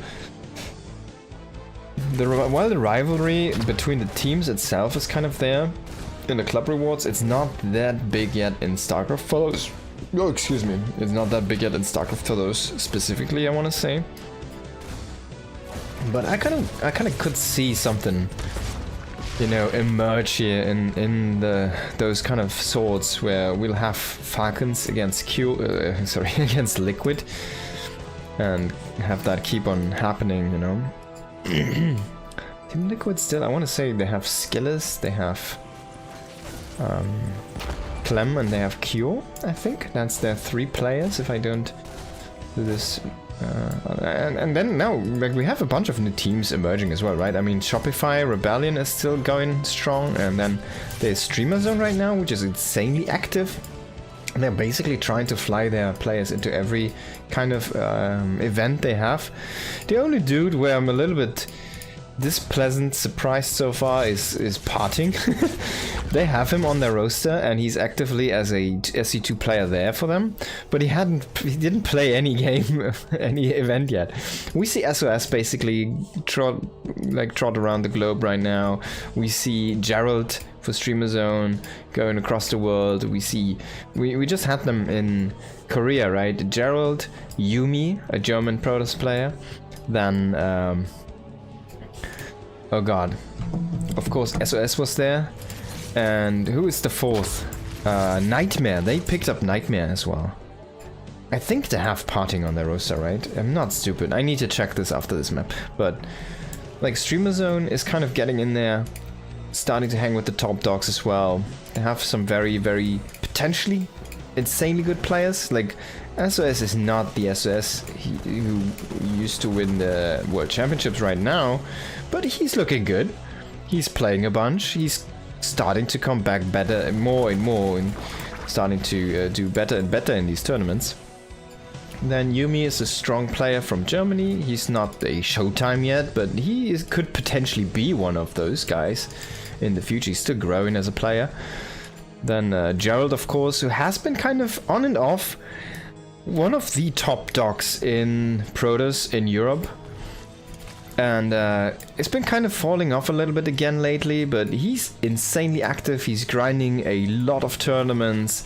And yeah, definitely a very nice pick. Oh, Cure committing in 3-4 drones with the first shot, quite nice. Now the circling surrounders happen here. It's still a good trade. If he could get one more swipe with Alice, oh my god, he stacked up the drones. A little bit too late of a reaction here for Cure. Can he get another shot in? 8 drones so far. That's quite nice. The Banshee is still yet to come in. The Spore for some reason was rooted. I'm not sure what happened over here. The Banshee does get a free pick there on a drone. Now he's gonna go and cloak. And he can shoot at the Queens, but there's a transfuse here. There's a bunch of transfuses. He does see the Balin is gonna evacuate with the Banshee. What a great opening here for Cure so far. That was a really nice almost 10 drones here in that early game. I mean, he's not going to have the Hellions for a follow-up attack, of course. He's not going to have them potentially as some Hellbats into a follow-up push, which is going to happen now, of course, with the 3 tanks, right? You get the 3 tanks, you get the 4 Medivacs, you get to get across the map here as a Terran, and you're going to start pushing with your 5 barracks setup and the 3 bases. He has a bunch of SCVs just idling here. This is 4 SCVs. That's a lot, actually, just idling inside the main base. These Banshees unable to find more than 1 drone so far. Maybe he can try to deny a little bit of creep here, but the Queens are monitoring the movement very nicely there. He gets 1 creep tumor, but immediately 2 more are going to be replaced. And let's build a Cure wall here.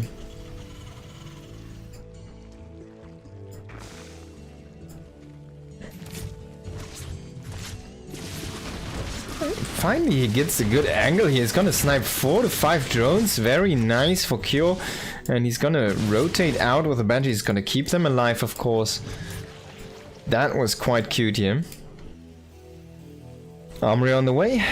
1-1 should be immediately replaced with 2-2 here very soon. Solar is matching the upgrades though. He has a Hydralisk Den on the way. He is going into a 5th base. He did not lose the 4th base, so that's that. And with this push, there is no 6 Hellions. It's only 2 Medivacs and 2 tanks, by the way. It's not 6 Hellions, or did he invest into 8? No, 6. With this, which could be Hellbats here, with the armory, of course. Combat Shields was kind of delayed. He forgot that a little bit, it seems like. So that's not going to be with this push as well. 1-1 is not in time. So this is actually a little bit of an anti-timing here right now, if you want to be true to this, but maybe he feels like he has a momentum going there with the damage he dealt earlier. Maybe he just wants to set up and not really fight until this stuff actually happens. 1-1 is about to hit here for him. And remember, 1-1, the scaling for the Marines is just a tiny bit better than it is for Link. So why is that? Because they have Stim. They increase their attack power with Stim. We don't have Adrenal Glands yet. So even though the armor, you say, hey, it just reduces to +1, it's not actually that simple. And that Queen got transfused to hell. Or to heavens, whichever you like. I'm gonna add the combat shields here in 1 second. Grooved Spines is gonna finish up here for the Hydras. Hydra speed immediately starting afterwards. Bending speed still quite far away. More than 15 seconds. And one Hydra there. Kind of rallying in the wrong position. With Baneling speed, this should get broken, but we do see a big reinforcement wave. Can he get in here with the tank? There's only 2 Medivacs though with this push, so this is quite in danger if the engage does happen now. Oh, Cure Stimming forward before setting up all of his tools here. I think the extra Medivacs are trying to join the fight here, but they're a little bit too late. A big Fireball in the south. Can it survive? This is actually a great position though he has. What an insane setup for Cure, and he's gonna keep most of the army alive. He's only using 1 tank and a little bit of Marines. Now he's gonna go in, snipe for some of the Queens. He's gonna try to bring forward one of the tanks. A little bit of focus fire there on the Banes. He's gonna snipe a bunch of those, but not enough. And in the end, 1 Baneling is enough to push back this force, at least make it relocate. 4th base was finished up during all of this mess. We do have the 2 Banshees coming here to the right side, starting to hit that 4th base. Now trying to go into the natural, find some damage here, but unfortunately the Spore was never moved. So he has to pull out there again, and more tanks and more Marines join in the fray here. Extra barracks being set up here now after the 4th base, of course. 2-2 upgrades are about to finish up, immediately should be hitting that 3-3. But there we go, Solar is starting to feel comfortable. Hive on the way, Lurker on the way, 2-2. At least 2 armor, +2 armor is about to finish up. He actually should have gone for +1 missile attack, which he probably kind of forgot. who just felt so much pressured, so he didn't do it. Banshees are still gonna survive here, actually. And the army on the left side, it is before 2-2. You kind of want to stay alive. He's starting, by the way, Widowmine transition. You can see this because he went into plating and not damage. We already see the first few Widowmines here with this push. Oh my god, can he just overwhelm Solar here potentially in this moment? The Lurker then is still not finished up. The Hive is not finished up. No upgrades, of course, for the Lurkers. No Lurkers itself. We do see the first Marauders being mixed in here. And the Medivacs start to accumulate here. There's even a few bio units behind that tank on that high ground. Widowmine's about to reset here. We already have the Drilling Claws, so they are permanently cloaked. But the tank does get sniped, unfortunately, so all of the anchor points are kind of gone here. Only a couple of Widowmines are going to remain. 3-3 upgrades on the way. The Banshees are denying a potential 6 space here for Solar. And now it comes down to how can Solar defuse the Widowmines, or get they do some cluster F shots. Oh god! Oh god! That was a Widowmine. That was a beautiful drag there. Solar with amazing engagement, completely pushing back this army here in the south. Wow, what a friendly fire hit there. Double Widowmine hit into the bio, killing like 10 Marines or something. What a nice shot by Solar. Definitely a huge mistake there by Kyo. Needed the retarget, needed something to have happened here. Anyway, he's gonna lose one of the Banshees. One is gonna survive, it's gonna kind of hang there in the airspace. Maybe he's gonna try and go into, find some damage maybe on that reactor. And Queen is gonna be there to intercept. And we do see the Overseer also coming in, so the Banshees are gonna fall. And Kyo again tries to push it on the left side. He's very Medivac heavy here on this side and very Medivac light on the other side. Maybe he's over making Medivacs at this point. 11 is still fine. You kind of want to, like 12 to 14 is really where you don't want to make any more Medivacs. Oh my god, nice connection there on those Widowmines. No spreads here from Kyo. Solar, as soon as it went into the late game here, has been starting to just crush these armies and crush the engagements. And Kyo is just not finding any break here right now. He's trying to kind of establish his power, his force across the map, but he just can't win a fight. There's just too much Zerg right now. Another nice Mind Drag into 2 Medivacs, I think he killed there. What the F, man? What the F? And he damaged the rest. He did not get the full one. Luckily for Kyo, he picked up into the correct one, so that had enough health. But there is the counterattack. We have Lurkers now with this. He can just siege the planetary down if he needs to. Ghosts are joining the mix here, but it's not enough yet. Banelings are gonna connect on the SCVs. Yes, and they're gonna blast that planetary into pieces.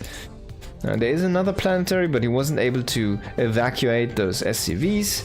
So in the end, he tried to make this a very costly trade there for Solar, which of course did happen, but he also does lose momentum in the economy. That's unfortunate here. One Lurker is actually going to walk through that Widowmine, and he will confirm the mine.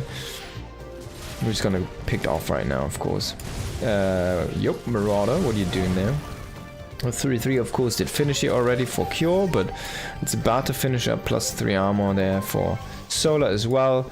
Adrenal glands are gonna hit in a moment. Now these Mind Drags today have been insane here for Solar. Those are those moments where you think, like, why would you ever make mines as a Terran lane? If the Zerg is so good at dragging the mines into your own army and just messing up everything, why would you ever want to make mines, you know? Oh, that's kind of cute. Splitting this up, he's running into those Lurkers though, needs to be careful, but those are alone. One scan is gonna easily dispose of those. Medivac still standing strong here in the main base, the other one is gonna get cleaned out. Can he find something here on the 6th base of Solar? Oh, he's actually gonna evacuate, so Solar is kind of taking only the fights he can really crush. And the ones he knows are gonna be difficult, he's just gonna walk away. So he's gonna sacrifice the base, but he sacrificed a lot of income in the past 2 minutes here. Oh my god, so many Widowmines! Oh, and first time we get a good shot from a Widowmine there into the Zerg army. Another amazing Widowmine shot on the egg. That was so... Oh god! And now everything falls apart. These are the moments where you think like, why would you ever not make Widowmines as a Terran player, right? Right?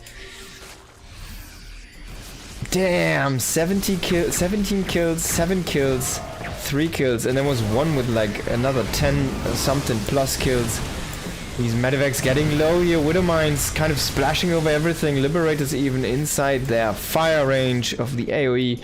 And in the end, Solar's gonna push this back again, utilizing some of the friendly fire drag mechanic there into the Terran army. Cure not really reproducing SCVs, but this is not acceptable. These guys should have been here, should have been mining for a while already. That's not acceptable. Look at this, his money is not really high, he's not maxed.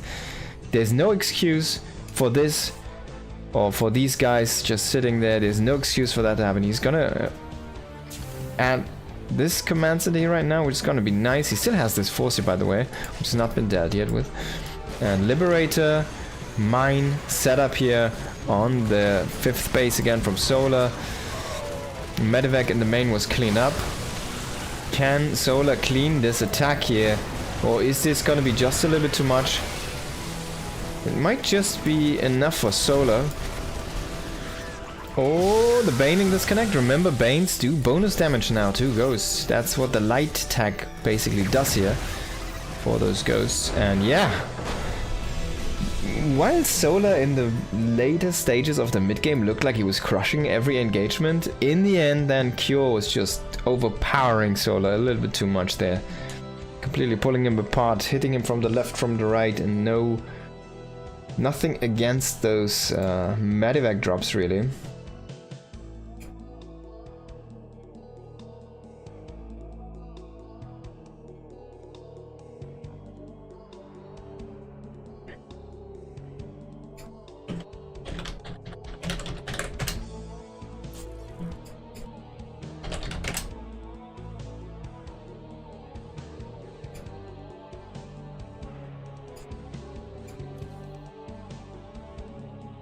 Solar Cure.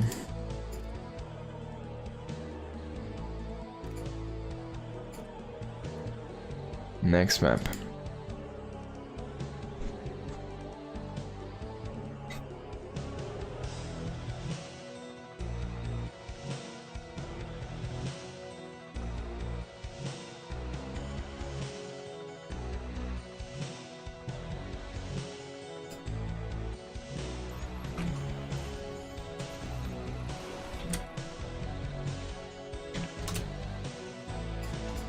Alright, let's jump into the next one in this best of 5. Let me set the score here real quick. And so far Cure's up 1-0. What a game though, that was a beautiful game. I think everything should be good. There we go. Yo, thank you so much for the raid, Bomiolia. Welcome everybody. And just in the second match here between Solar in the top right and Cure in the bottom left.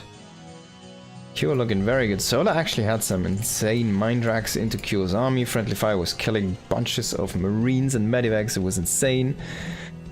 And then the whole thing turned around and we had some insane mine hits into the army of Solar, and then everything fell apart and Solar just died. But it was a crazy game. Both players with a lot of bases. A lot of back and forth. It looked like in the mid game Solar was about to take the map, and then Cure just came back into the late game once he hit enough Ghosts and Liberators. And Solar wasn't able to keep up the tech. He wasn't able to reproduce enough Lurkers. And he just got flooded by bio units.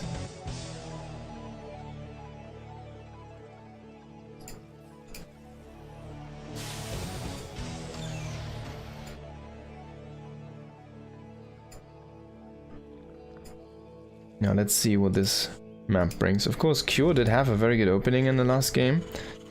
He went in with, what was it, 6 Hellions and 1 Reaper. He got 10 drones for himself, or 9, almost 10. That was pretty nice.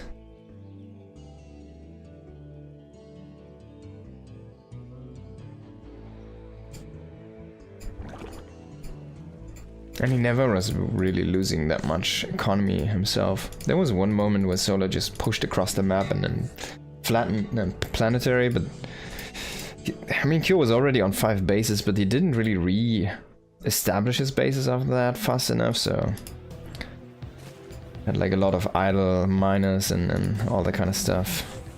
Had like he had a base running on 6 SCVs, and then he had like 20 SCVs basically sitting in his main base doing nothing for like, I don't know, 3-4 minutes or something. Now Reaper's gonna try to get some Ling damage here. Gonna see the queen, he's gonna walk away. Oh, is he flying? Yeah, he's flying, he's constantly flying actually. Do they ever stand? I kinda wanna see a Reaper stand now. Do they stand on their feet, or are they just gonna... do they keep on flying? I mean, he might just die before he stands. Yeah, he keeps on flying, look at that. He hovers.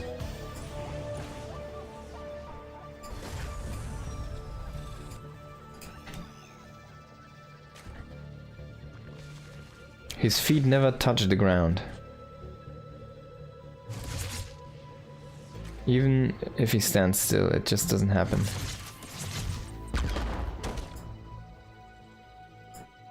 See? Ah. And then he moves it again. See? He's always flying.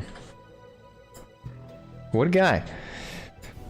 Now, starport 111 setup here. Third base. Oh, he does have a double gas, so for third command, so it might be a little bit later. It's gonna go into the Cloak Banshees quite a bit faster.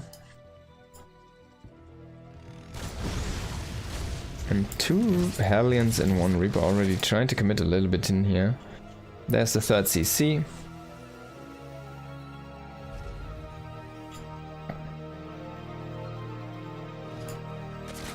This is not the fastest 30C you can get. Of course, you can get that with only 1 gas commitment and no Banshee Cloak, for example. And now he's gonna commit in here with the Hellions. Might lose the Reaper, actually. Not gonna happen because Solo turned around for an inject there. He sacrificed the kill on the... or potential kill on the Reaper for the extra lava.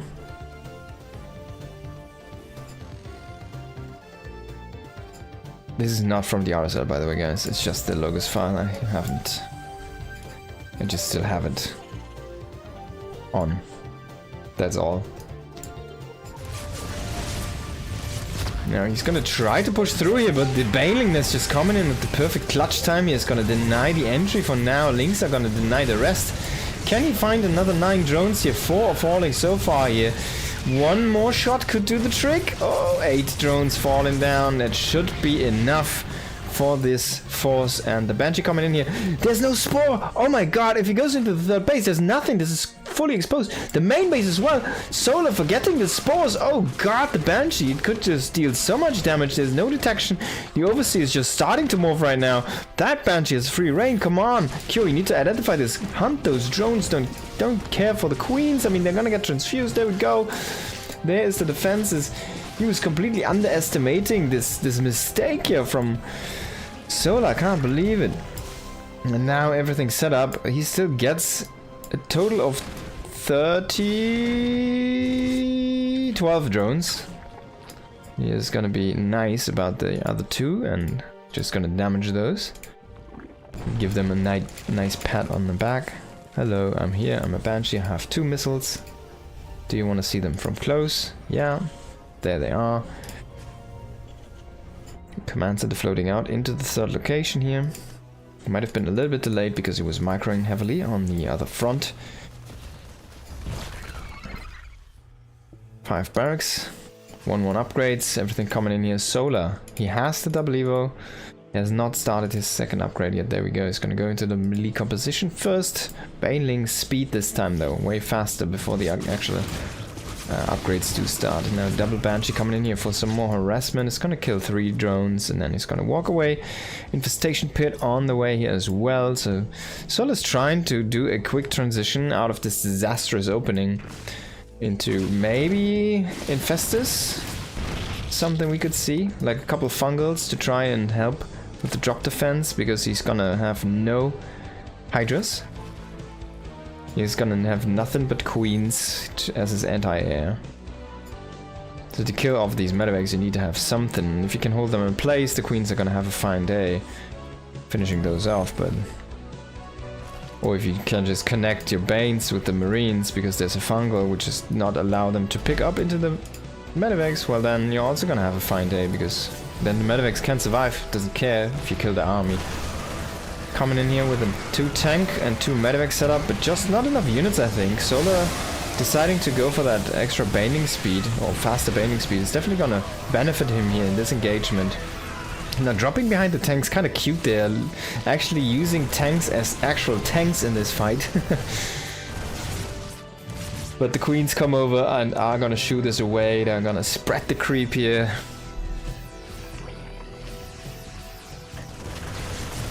The Marines are about to be quite a bit more powerful. 1-1 is gonna finish up, combat shield's gonna finish up, and there's the reinforcement wave, even though the anchor points, namely the tanks, have been already killed off, which weakens this push overall. It's gonna come in again and gonna try the same. Tank even going into the same location. We do have a Ling run by here, but he's only hitting depots for some weird reason. In the same time, we do have the actual engage here. The tank does lose its lock on the Banelings there, unfortunately, and is not able to shoot those. But there's so many Marines just left over. Maybe you can just focus fire 3 Banelings. Should be doable. He's gonna kill the hatchery. Transfuser's trying to save that, but not enough. And now he can just pick up. He doesn't even need to focus fire the Banes, even though they're quite nicely split inside the army. Even the burning supply depot is gonna get repaired, and there was like no SCV damage. 1 SCV, because he dealt like 400 damage to the supply depot. That could have been how many SCVs worth of damage?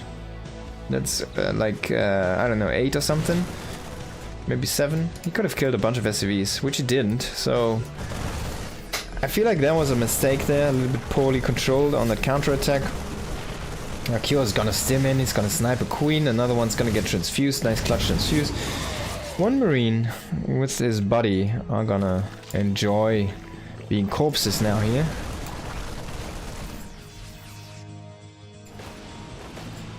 And in the end, Solar is not yet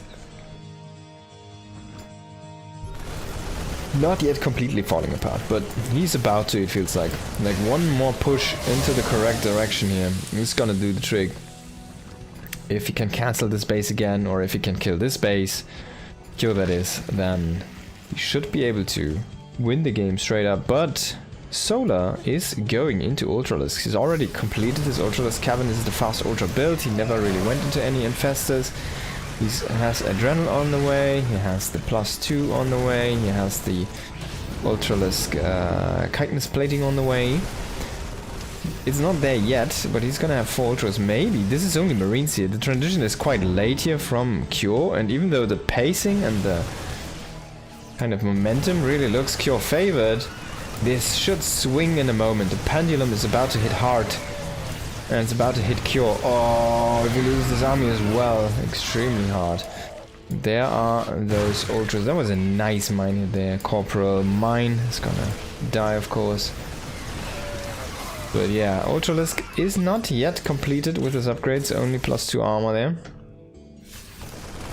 So he needs that chitinous plating. As you can see, this Ultra is kind of dying to Marines, right? Where's the Queen? Oh, there's the transfuse.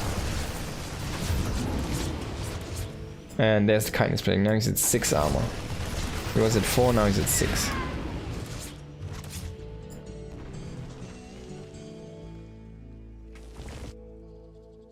Remember when the Ultras had 7 armor?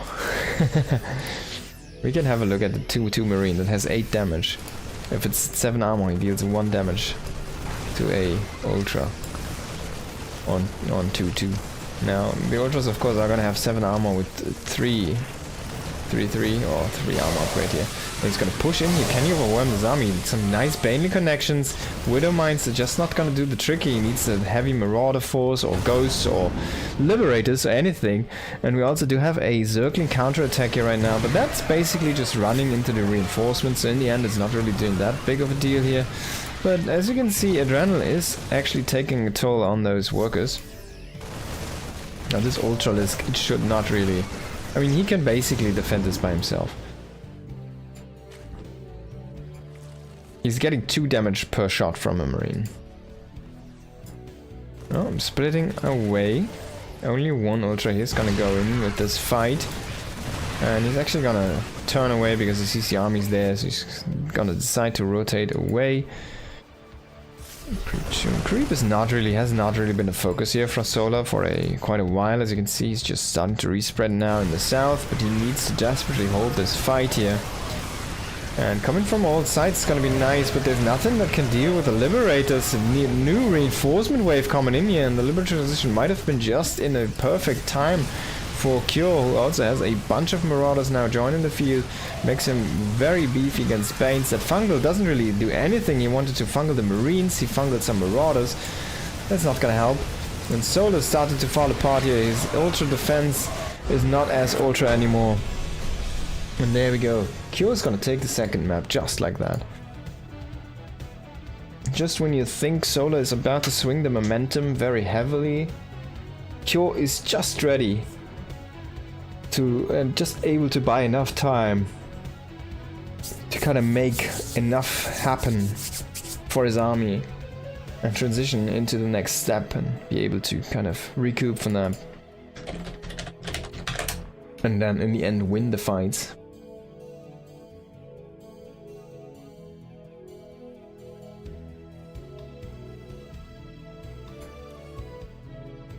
Next map is gonna be Ruby Rock. This is a best of 5 though, so there's still a lot of chances to come back.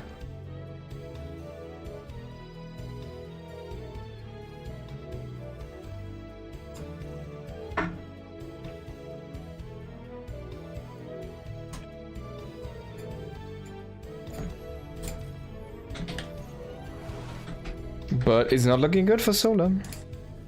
It is not looking good for Solar. I hate it when this is like an old version thing, because we had a patch today or something, or yesterday. Alright, in the top left, of course, Solar. In the bottom right, it is Cure, who is already moving across the map with 1 man and a mission. And that mission is to make a barracks. And that barracks is going to be joined by another barracks. And that barracks is going to be joined by a 3rd barracks.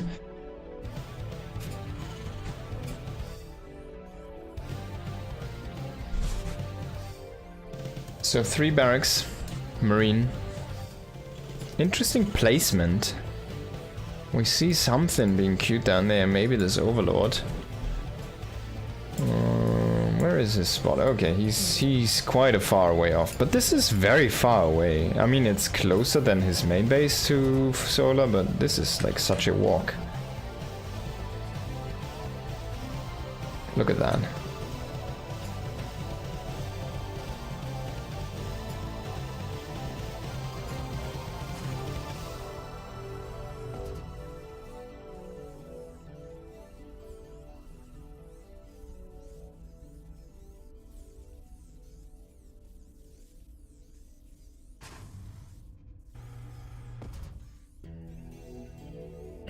Yeah, he's just gonna keep the Overlord over there, over the junction, so he does not scout this, and thus cannot intercept the barracks being made, and cannot fight off the first Marine before it is joined by his comrades. We did see the first bunker being placed down. 1 SCV is gonna go into the main base here.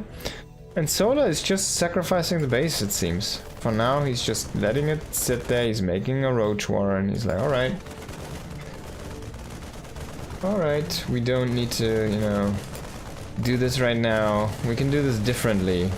Cure being a savage. Yeah, it seems like the answer is correct. Might just be a savage right now. Let's try to finish this off. Can he make this happen though? Should be some Ravages coming very soon. Is he actually gonna let those circling finish? No, he's just gonna cancel this. So this is enough Marines here to even fight Roaches.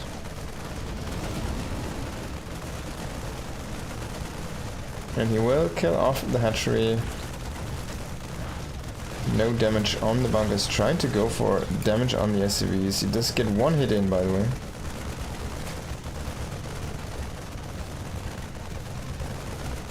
And of course this roach idea, it has been seen, so this is not a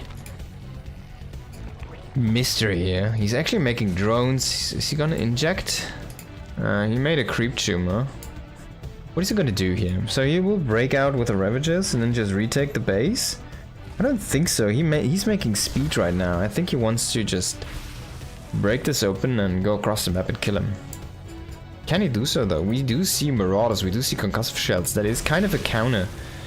I am not exactly sure on the range of the corrosive bile, but I think you should get tapped by a Marauder inside a bunker, especially if you have two. The first one gets pushed by the second one, so it should get tapped. How many do you need to one-shot a bunker? Is it 5 or 6? We could do the math, but it looks more like 6 or 7. So it's 60 damage, they have 400 HP, 40 divided by 6. It looks like it needs 8 or something. I think that's the correct one. And then he also needs to be stacked perfect, or needs like one shot or something. He has 5 Ravagers, he's gonna be having 6 in a moment. Link speed is complete, but like, even if he just makes links right now from one base, doesn't he need like a second base?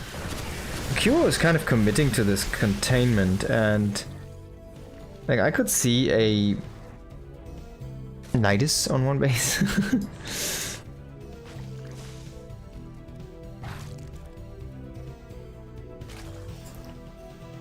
A drone coming down. The queen's coming down. Solar is trying to break this. It's gonna bring all of the bile throwers. He will break down the bunkers. But this army might just be too much. Oh, he doesn't even break the second bunker. Is he gonna... He lost the queens. He lost so much right now. Oh, this is not gonna work, is it? Kyo's just gonna kill him.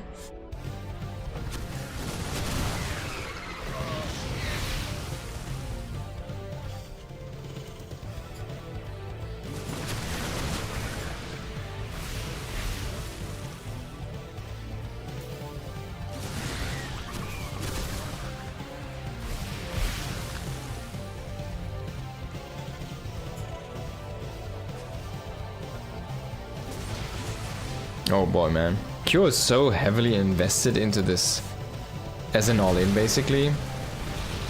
Yeah, he's starting to kill some Ravagers. There's the GG, and Kyo will take the series 3-0.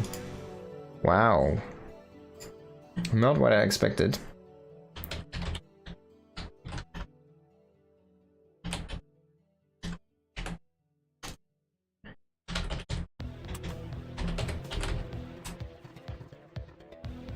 Not what I expected.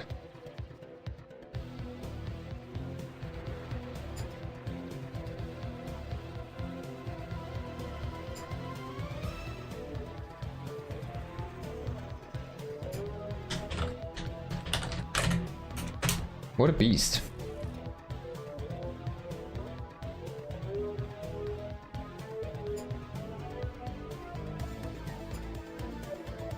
Alright, what else do we have here?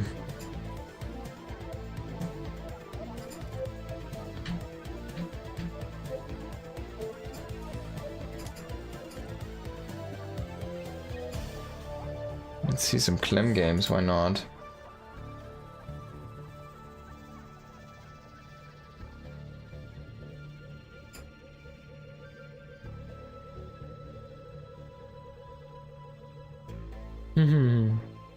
It's been a while since I've watched some... Oh! Oh. Been a while since I've seen some Clem Protoss games.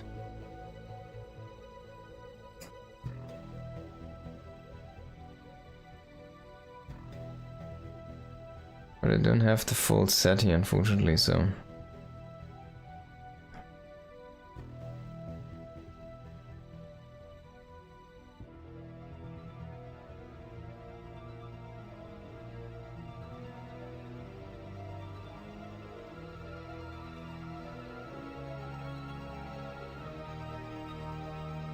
I think we can mix in a PvP best of 5. Hero against MaxPax is always fun to see. This map is gonna be Mothership.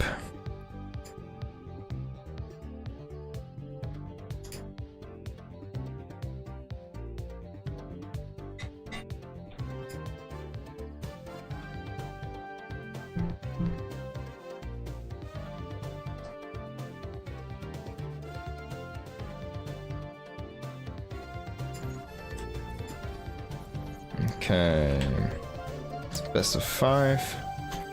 Oops. And PvP is fast, so you guys, you can just enjoy this. It's gonna probably be over now. Heartbeat. In left position of Mothership, we do have MaxPax. In the top right position, we do have Hero. PvP here between these two. So in the last patch, MaxPax used to be almost unbeatable to Hero, and it felt like that was really a height, a peak form of MaxPax. But this patch, this year, it seems like Hero has been kind of crawling back his way and into MaxPax's mind, and kind of is able to break him most of the time. So Hero is kind of back.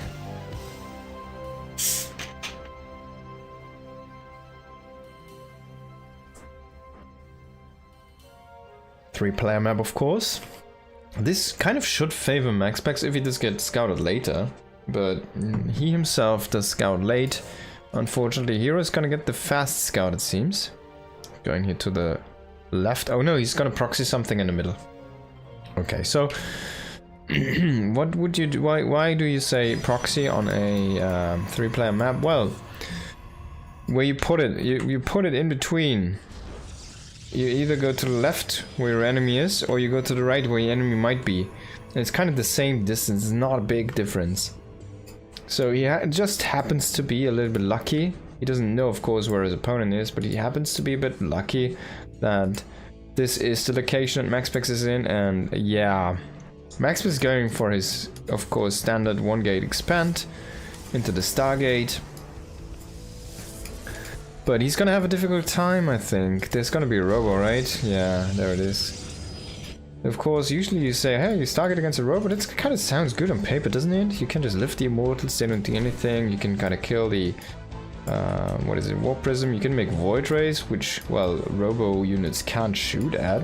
So, shouldn't that be good? Well, on paper, yeah. But what actually happens is that you kind of just die on the ground before you can overwhelm with the air. And Stalkers are gonna be enough to snipe your Void Rays. He does scout this though, maybe he can just stop this in his tracks. Only Adept so far, so if he immediately commits to a Void Ray, he's probably gonna make an Oracle first though. Probe is gonna add another pylon here. And Double Adept is gonna snipe the Zealot. Oh yeah. So he still does kill the pylon, which is gonna supply block as well. But he could actually kill the Stalker if he really wants to go for it. Yeah, he's gonna commit to this kill, I think. Needs to be a little bit careful though, he needs to start the shades. Ah, he's not shading here. He's a bit occupied, but I don't know with what. So he's not gonna get the Stalker. I think he even lost an Adept. And yeah, 2 more Adepts on the way here, and 1 Immortal did finish up, and there's the Void Ray on the way, but Hero doesn't have anything that shoots up. And the Oracle is there. The Oracle's actually quite good against Adepts. It does bonus damage to Adepts, because Adepts are light, and the Oracles do 22 against light. So they kill Adepts very fast. But this Immortal is just standing there, chewing through the shield battery energy. There's the overcharge. Might be clutch. We do see an Adept shooting at some workers, but I mean, MaxPax can lose some workers. Oh no, the probes are out. Oh god, he still survives, and he gets the Stalker tap as well. Oh my god, MaxPax. What an insane Immortal. It's really Immortal. Oh no. I mean, yeah, that only deals bonus damage against Armored, right? +6 against Armored. So the War Prism, of course, should not be armored. It doesn't deal bonus damage, but Stalkers and Immortals are armored, as you can see here. Oh, the War Prism actually is armored, so it does deal the bonus damage.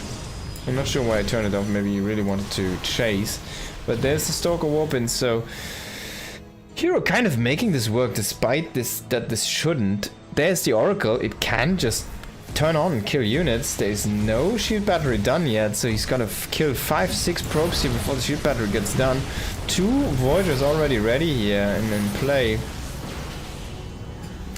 No pylon to pile the shield batteries though. That's a little bit of a mistake there. There should have been a pylon on the high ground also. And MaxPax might just lose the base. The double Immortal is just a little bit too strong. It seems like he will kill that pylon again before warping in, and those 3 shield batteries, they just don't do anything. Now he might just walk up the ramp. He's gonna kill and unpower the gate. Now he's gonna kill the gate, I'm afraid. And he just has too much army. I don't think MaxPax can hold this one.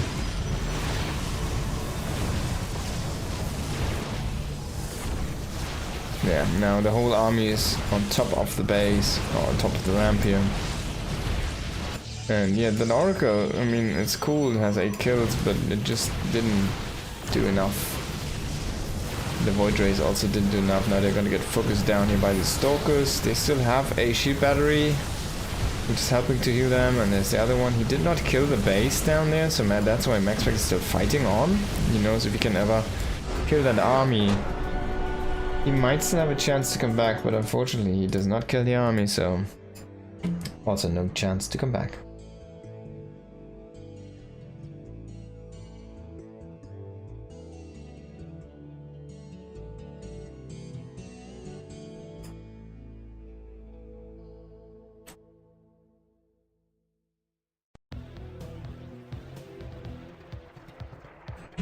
Alrighty.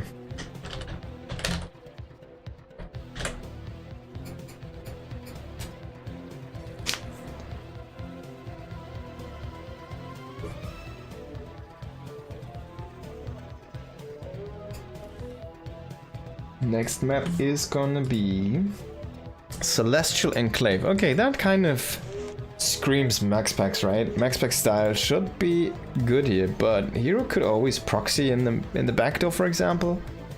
It's a weird map. It's a weird map, but it does have potential. You could 2-gate proxy inside the back door. I mean, why? Just because you can. So let's see how this one's gonna play out. On paper, this is a fully defensive map, so it should be quite nice for MaxPax style, who is spawning in the bottom here, and then we have T1's Hero. MaxPax, of course, playing for Psystorm Gaming. And yeah, you can see there's the ramp. Hero actually not utilizing that, so he's just gonna say, alright, 1 base, I guess. And MaxPax is gonna be able to have a ramp here, so there's the high ground advantage, vision advantage. And usually you can, he doesn't really lose on those maps. Like, 1-gate styles are usually better on these maps. And there's of course the backdoor. So the backdoor only has a worker only path. If Hero decides to go for a blink all-in, a 3-gate blink, he can blink over there, and then he can just circumvent the main entrance where there's going to be all the shield batteries and everything, and he can just fight in the main. Now MaxPax is going to get an early scout here. He's going to see the kind of wall in at the main entrance, so he will know, oh, most likely you're gonna 1 base all in me, aren't you? But where's the 2nd gate? So Hero is just making the wall on his main ramp. That's all he does. But still does go for the same build. But oh no, as I say that, there's gonna be a Nexus before the Cybernetics core. So I really like this adjustment here from MaxPax. He does scout the Cybercore timing from Hero, and he's like, alright, your Cybercore is gonna be like, I don't know, 20 seconds before mine, but I will have a Nexus with that.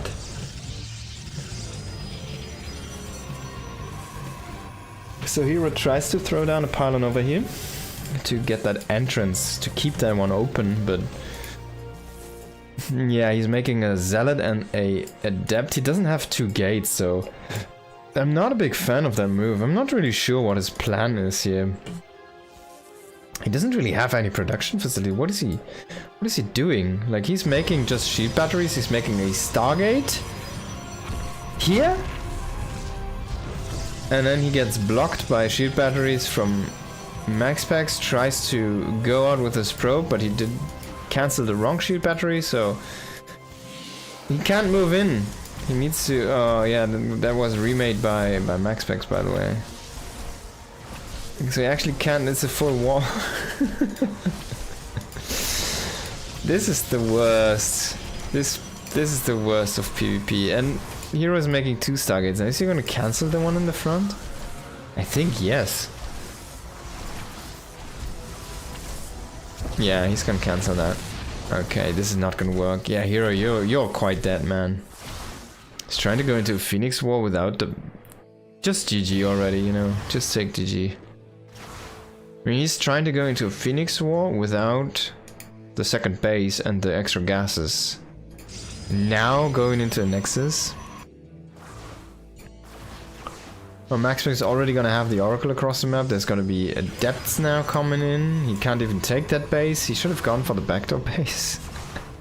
Or he needed the wall on the low ground there. Anyways, this is looking like a full-on disaster here for Hero, and the only saving grace is that there's gonna be an Oracle, and that's gonna run into his Phoenix. Oh my god, it will kill one of the Adepts first though. He's gonna lose the pylon. Uh-oh. He doesn't have anything in production. He doesn't even have Warp Gate in production. He's just gonna lose the pylon, or he's gonna lose the probes. There's no second unit, no second Phoenix. Now he can choose. Oh god, he picks even one up. Now one is gonna survive. The Oracle is gonna team up with the Adept as well. The shield battery is gonna have a tough time to keep everything alive here. And the Oracle is gonna get warped back, so he will not just sacrifice that one Adept against an Adept and a shield battery, so the shield battery dude is gonna win here. Then MaxPax wisely decides to target probes afterwards, so 10 workers lead.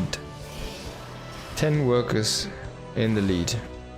Phoenixes in the lead. Second Stargate in the lead. Economy, Insane, Tech. He does have Warp Gate against no Warp Gate. Warp Gate starts now, and now he goes into Twilight Council. This is a freaking disaster of a game here for Hero. And he's all over the place.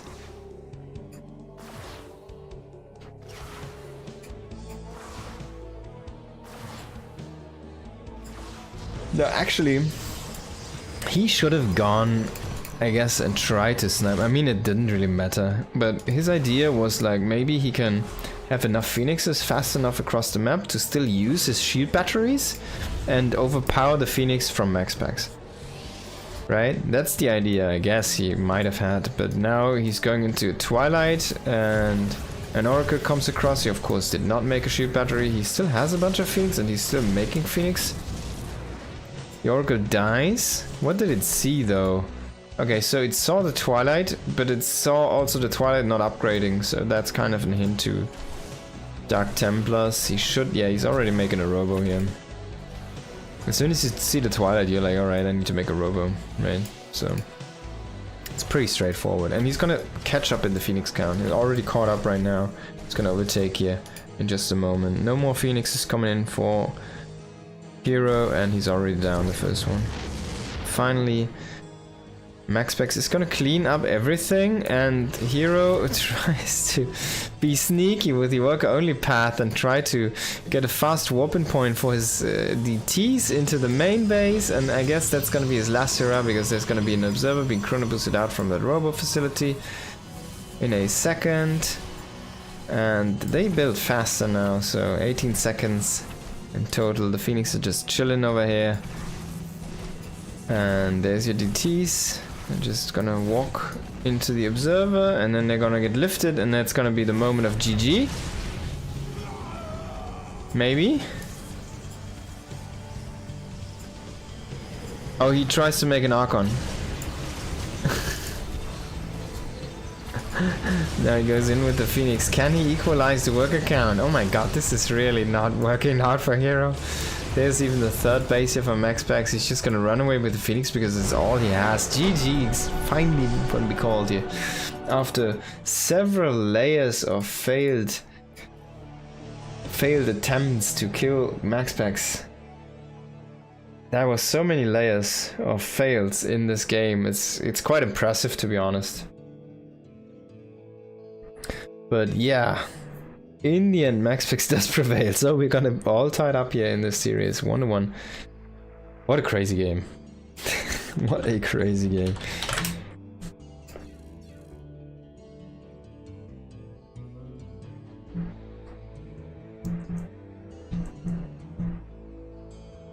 Next map is gonna be 1,000 feet, 1,000 or 10,000 feet.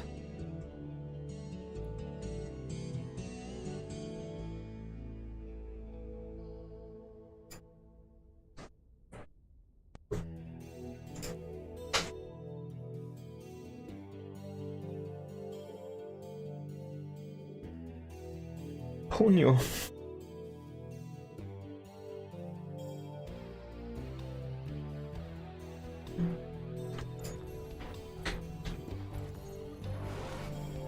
Best of 5, and we're sitting at 1-1 here. Now let's see what we get in this game. Yeah, MaxPax was really on top of things there in the last game. He didn't make any mistakes. Basically executed everything perfectly. He trapped a probe, he re-walled his entrance, so once the Zealot came across, this guy was basically safe behind a wall, which was also created by Heroes buildings. So that was really nice, very well done. Nicely executed. Then he ran in with the Adepts and the Oracle and got a bunch of probes. He delayed the extra Nexus there from Hero. And he found the proxy in the back and he scouted the Twilight, which was enough to tip him off like, alright, I need observers now. That was just crazy. MaxPax did everything correct. He had all the information he needed necessary. And everything that was necessary, basically everything he needed there to just be perfectly reacting to every single piece that Hero was trying to throw at him. Now this is gonna be another 2-gate here from Hero. That's more what I like to see from him, to be honest, because he's just a 2-gate player. And MaxPax, of course, doing his standard bread and butter. Can he make this work though in this map? There's not gonna be a ramp into his natural. Hero already? Oh my god, this is gonna be a robo behind the Nexus. Now if he would make one over here, that would be crazy, but there could be... Oh god, he's gonna throw down a pylon here. No, Hero, no. I don't think then it's gonna be a row, right? It could be just a 3rd gate.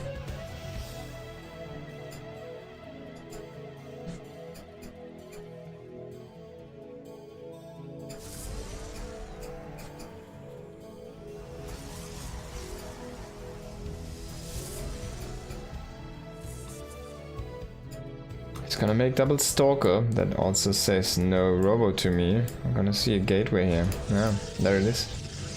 Now MaxPax is gonna get 3-gate rushed here. Will he scout the gate? Oh my god, he doesn't. What a spot. Now you could even make shoot batteries over here. It's not gonna be perfect, but it will. Oh god, really? Okay. This is his vision. Can't believe it, man. Yeah, he's actually gonna make a ship battery. Oh my god, MaxPax. I think this is not gonna go well for him. He's gonna make an Oracle now, while he needs a Void Ray actually. And there's already the Stalkers over there. So first 2 Stalkers are gonna be here. And the issue is like... I mean, there's gonna be shoot battery for MaxPax, and that's gonna be on full energy, but Hero is committing hard right now, and he... The reason is, MaxPax gonna see this now, there's a shoot battery. And there's the 3rd Stalker already across the map here, and that was chrono boosted, of course.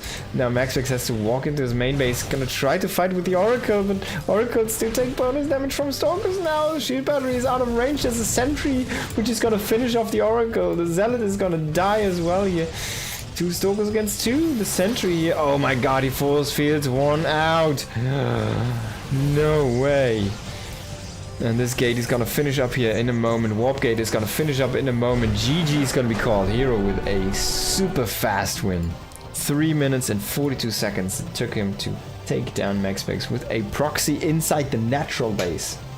Behind the mineral land. Where else would you put it? And it was the last possible position that MaxPax was scouting. It was insane.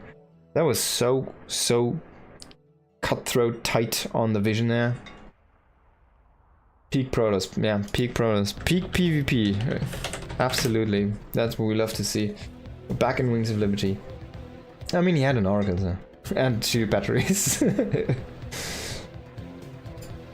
whole book of Protoss against Protoss, yeah. The next map is gonna be, what, Winter Madness, right? Mothership we played first, yeah.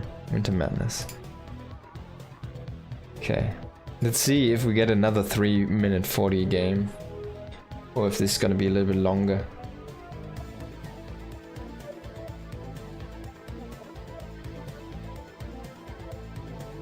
Crazy.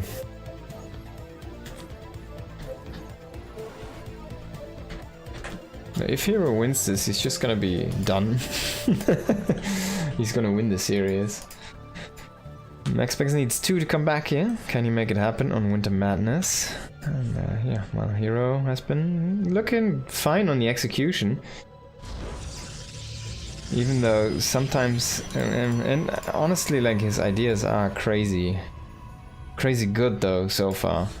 And the second map he got crazy hard denied because MaxPax scouting was really on point, to be honest. It was more about his information game and just knowing what to do in every situation, having the crucial piece of information at the perfect moments in time to have enough leeway to basically make it impossible to fail with the correct reactions there. And of course, having that very fast nexus there on that second map allowed him to have that freedom to be the reactive player and still keep a lead.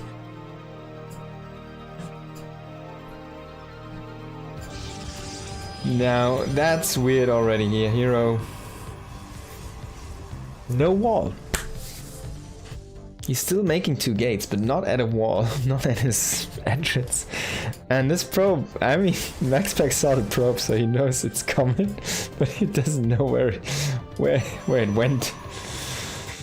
This might just be a pylon, or he's gonna proxy DTs next. No, I think he's just gonna throw down a pylon and he's gonna walk away. And we'll see what his actual plans are gonna be here. But this is not gonna be a proxy robo.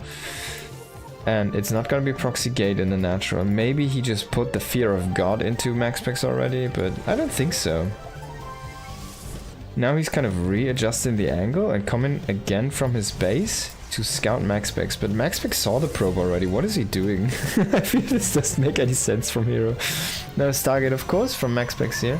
And he will, of course, go into the Oracle and then into the Void Ray defense. Oh, the Zealot. I mean, the Zealot is already kind of... It was queued across the map a little bit to scout for some proxies.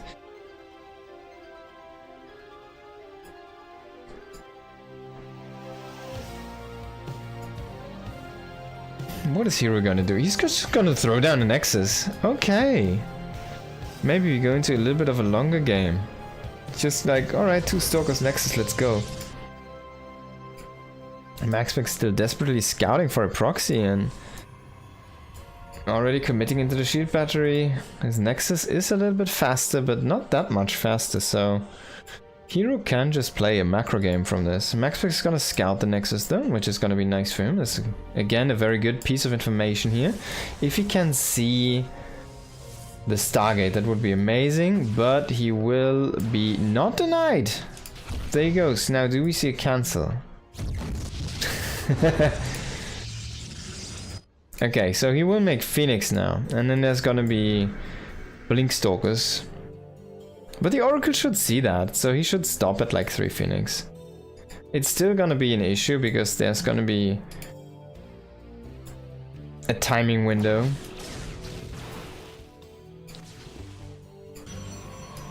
Now he does find the Oracle. Can he intercept that? That's the big play here from Hero. Can he intercept the Oracle? So he will shoot this away before it gets into the main base, and if he does not sillily move his Stalkers into the wrong position, he should be able to get away with this Twilight Blink. And basically what he wants to hit is Phoenix. So even though you think like, yeah, if you have way more Phoenix, you can just lift them and you can snowball, right? Yes, you can snowball as a Phoenix player. It is more difficult though, and you're energy based, so if you can kind of just lose out on our front, right? And if the bigger the groups get, the better the math kind of gets for the Blink player.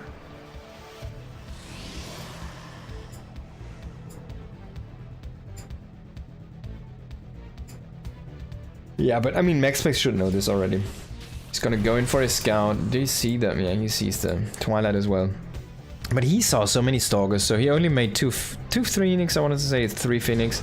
But definitely a little bit of a mental edge here for Hero. I mean, Phoenix are not gonna be bad, they're gonna be helpful for harassment, they're gonna be nice to pick off Warp Prisms, they're gonna be nice to pick up Immortals, if it comes to Immortals in this composition here for Hero. And just picking up 3 Stalkers is also nice. I mean, look at this, that's kind of a cute way to do it. Just opening a path by force here for his Oracle. 5 Stalkers, not enough to defend, and 4 probes are gonna get shot down.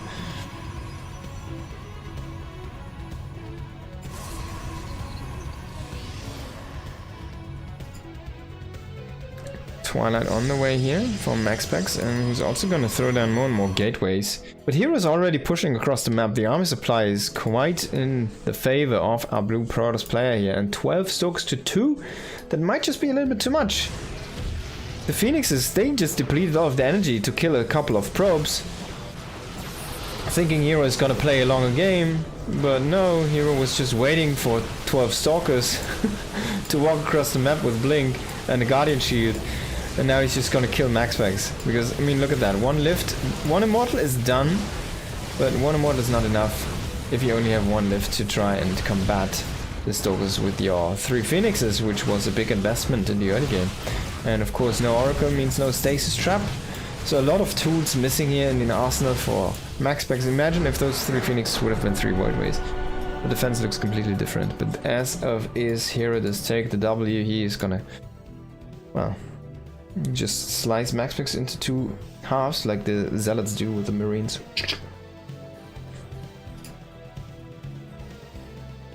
And that's the PvP. That was fast. That was fun though. I have to say, like, these kind of action-packed aggressive PvPs, they are actually fun to watch. Even though it is not good for the players, I think. There's a lot of entertainment to be created because it's such a knife's edge matchup right now. And like, tiny mistakes ripple insanely harsh into the later stages. And in that case, it was just the information piece missing for MaxPlex, where he falsely thought it would be a Stargate, and he makes 3 Phoenixes, which could have been spent money into an earlier Robo, or money into, like, you can just make no Stargate unit after the 1 Oracle, right? If you get the information that it's gonna be a Blink follow-up, you can just immediately go into a Robo. You can have 3 Immortals. He had 1 Immortal and 3 Phoenix. He could have had 3 Immortals if he identifies that at the correct time, right? So with being misdirected there with some false information fed by Hero, and yes, Hero is gonna run away with that game. Now, next we're gonna see Hero clash against Clément, the French Phenom. And they're also gonna play best of 5 here. I'm expecting a little bit longer games this time, but you never know with Hero, to be honest. It could just be another 3 brigade proxy across the map into Clem's main base this time. We never know. Like, he wouldn't make it. If anyone would do that, Hero would be the guy.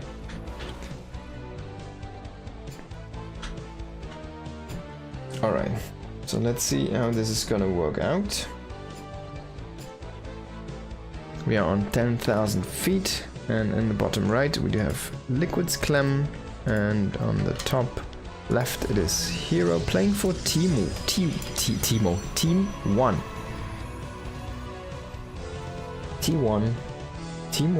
T1, right? Did I say Team 1? For Team T1. There we go. Finally I got it out of the way. Of course T1, SK Telecom T1 as they used to be back in the day. SKT still one of their sponsors. Oh my god, Pig with a big raid. Welcome everybody, welcome. By all means, welcome. Thank you so much, Pig.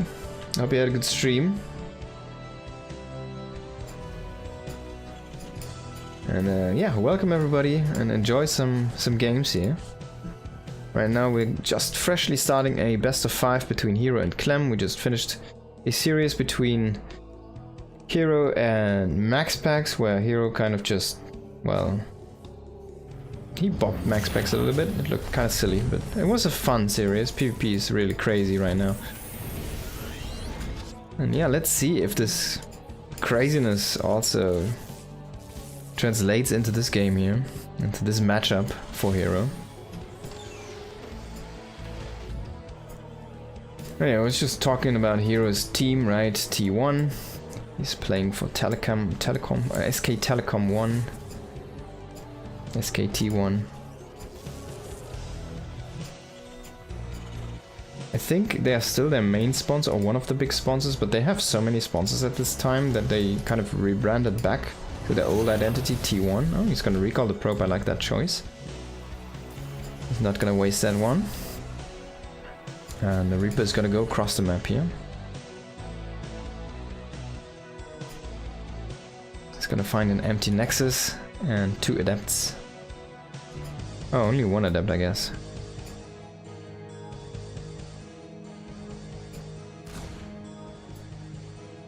Immediately... I was thinking maybe he wants to go immediately up that ramp, but he's gonna stay safe here, shoot the pylon to be a little bit annoying. Just get that message, you know, and get the sound. It's just gonna occupy the space. Basically, why you shoot the pylon there is like you just stand there and you prevent the Protoss from throwing down a shield battery. That's all you do. And it's not gonna be Hero with a proxy, but it's gonna be a proxy Stargate by Clem here. So that could be, well, that's gonna be an interesting one because we see already what it's gonna be. It's gonna be Hellions. So 4 Hellions gonna be dropped here inside the main base most likely from Hero. Can Hero kind of defend that? Can he deal with that? He's gonna have a Stargate, which potentially leads to greatness against drops, but the issue is if it can unload, it doesn't matter if he picks up 1 of the 4 Hellions or 2, because 2 can still just kill a full mineral line if controlled correctly. And well, the Phoenix are might just not have enough energy. So as funny as it sounds, this would be a situation where you would have an Oracle at home, would be better, you know? Because it can't kill all of the Hellions. And it does deal a lot of damage to the Hellions. They are light, so they take the bonus damage, 22 per hit. And Hero doesn't see it. There comes the Medivac. Of course, he will kill everything eventually, but this is the issue. 3 Hellions right now against probes, already 8 down the drain, 10 are fallen, still 2 more Hellions. Able to get 2 more probes there with the AoE, and I think he's gonna get even more. Not done yet. 1 more shot, it's gonna take 2 more. Oh my god, this is a disaster. What a disaster. Wow. And he will catch the Medivac, which is, well, I mean, at least, you know, at least he gets the Medivac, throws that onto the pile of minerals there. I mean, if anyone is gonna let that lead slip away, well, it's not gonna be Clem, I think. Can Hero kind of make some magic happen? And he's gonna try to make magic happen. He's gonna say, alright, I just lost the full mineral line of probe, what could I do? Well, let's try a sneaky expand. So we're sitting on 2 gates here right now for Hero, and he's trying to throw down a 3rd Nexus right now.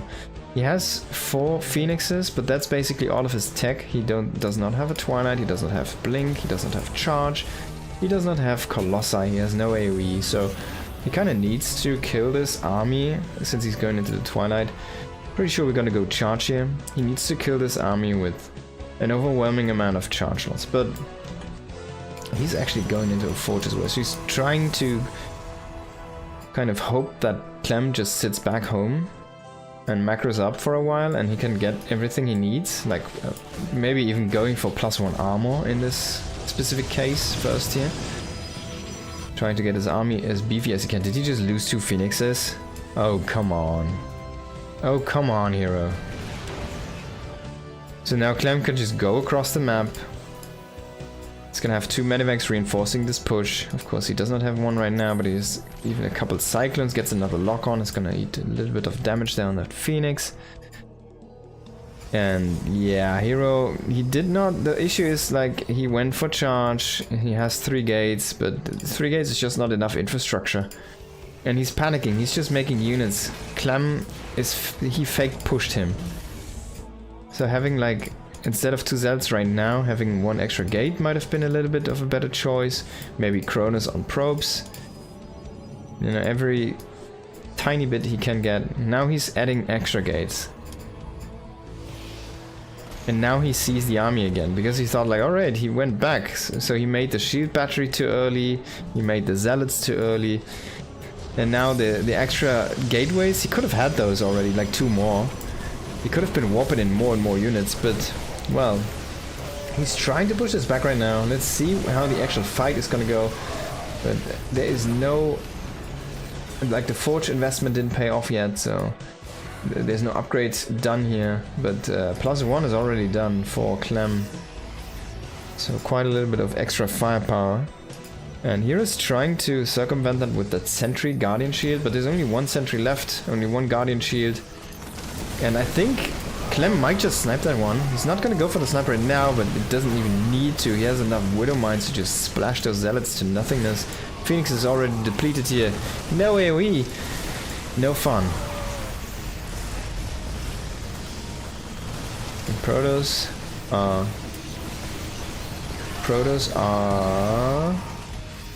When is he gonna leave? Protos are done. That was a little bit too fast, I'm sorry.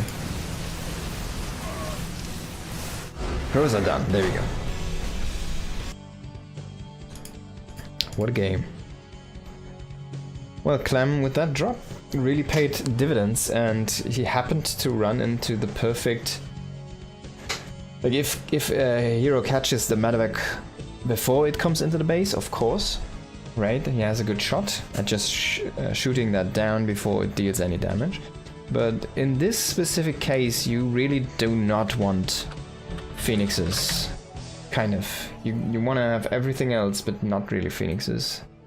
Even though they allow you to clear out everything in the end without getting away, it just they are not good enough at the damage prevention point in that moment, because the number is just not high enough. They don't have enough energy. You saw he picked up 2, and I mean, he was hesitant even to pick up 2. He picked only up 1 because he wanted to kill it, but he didn't have enough DPS as well. Then he picked up the second one, and it just didn't work out. It was just too slow.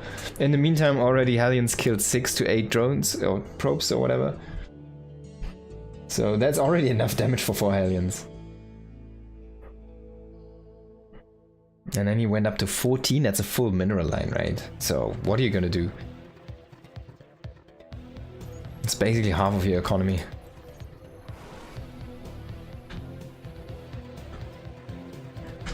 Of course, that went to Clem. So let's see this next map. What is gonna be here? Swap the scene. We are on Old Republic. In the top right, it is Clem, and in the bottom left, it is Hero. Clem going for... Oh, it's either gonna be a proxy barracks or it's gonna be a NG Bay block, but this angle looks like a proxy barracks to me. Maybe he's just gonna go through this and go down to the engineering bay block. No, there's a second SCV, so this is gonna be... Oh, is he gonna make Marauders? Are we gonna see Proxy Marauder opening here? Should see a gas soon then. But yeah, not too soon, right? So feels like Marauder, right? This SCV is a little bit too fast, isn't it? He's sitting. He needs 100 more minerals. He's gonna mine some minerals because he has the time to. Maybe he decided to go for Reapers? I'm not sure. I'm not exactly sure, but if you want to make Proxy Marauder, why do you not make the second barracks first? Because you don't need that much gas. I mean, it's still gonna just work out, right? Okay, I guess I'm stupid. That's fine. But yeah, like, look at this. He has 40 gas, 44. Now it finishes. I feel like you could have slammed down the barracks first and then the gas. And you probably would have had enough for the tech lab. Or just like half a second or a second of waiting or something. But yeah, it's still gonna be Marauder, so the tech lab is there, of course. And he's gonna throw down a bunker. No, Hero did not make the Nexus yet. He's gonna throw down, yeah, actually a bunker. And he, of course, scouted, so he knows what's up. He knows there's the proxy. He should throw down a second gate. He's just gonna throw down a shield battery. And he's keeping a lot of minerals in the bank right now. I'm not sure if I like that choice.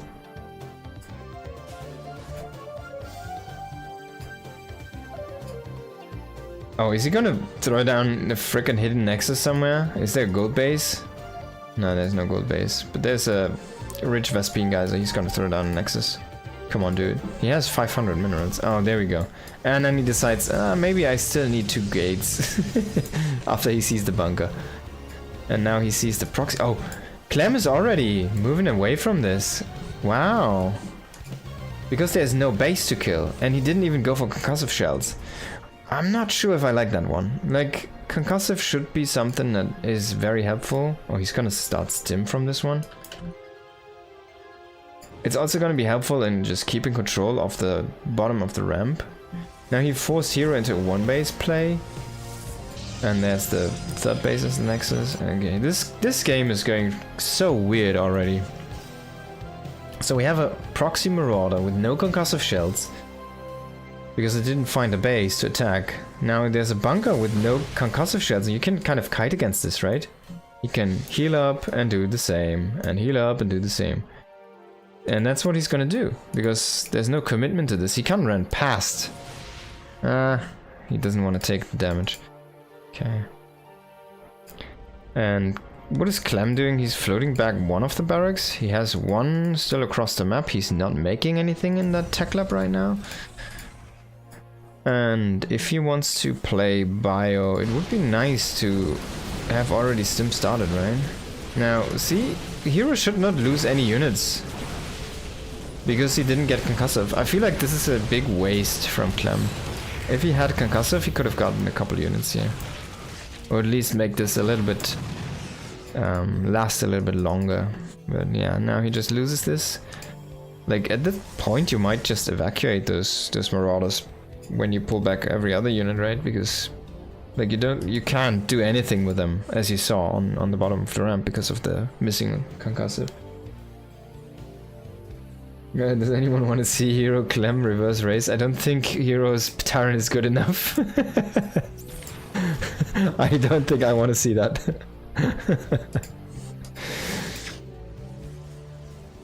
Now Stargate. After a Twilight.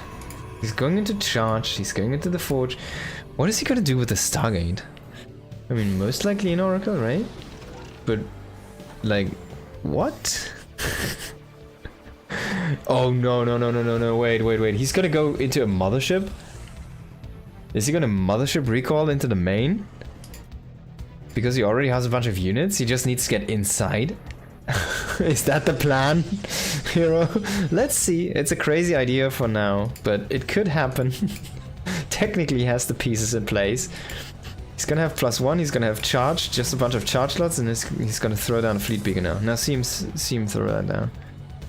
Now he's gonna make a Phoenix, he's gonna stop the Phoenix, he's gonna make the Phoenix again.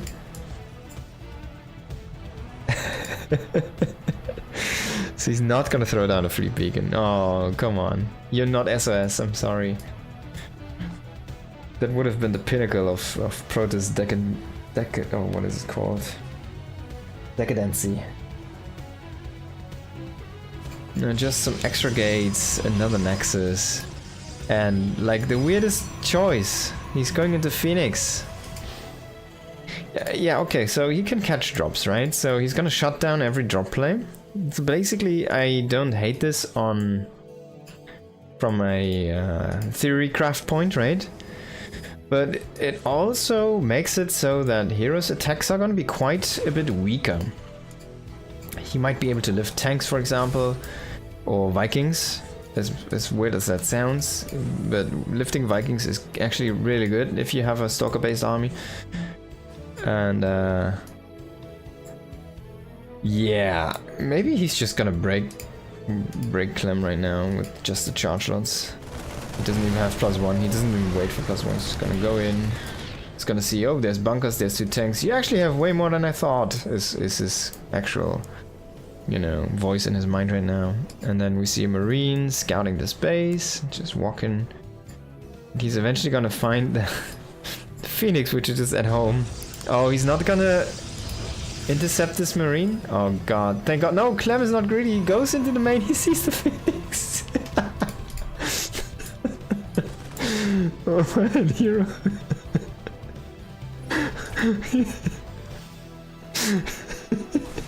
He tried to hide the Phoenix.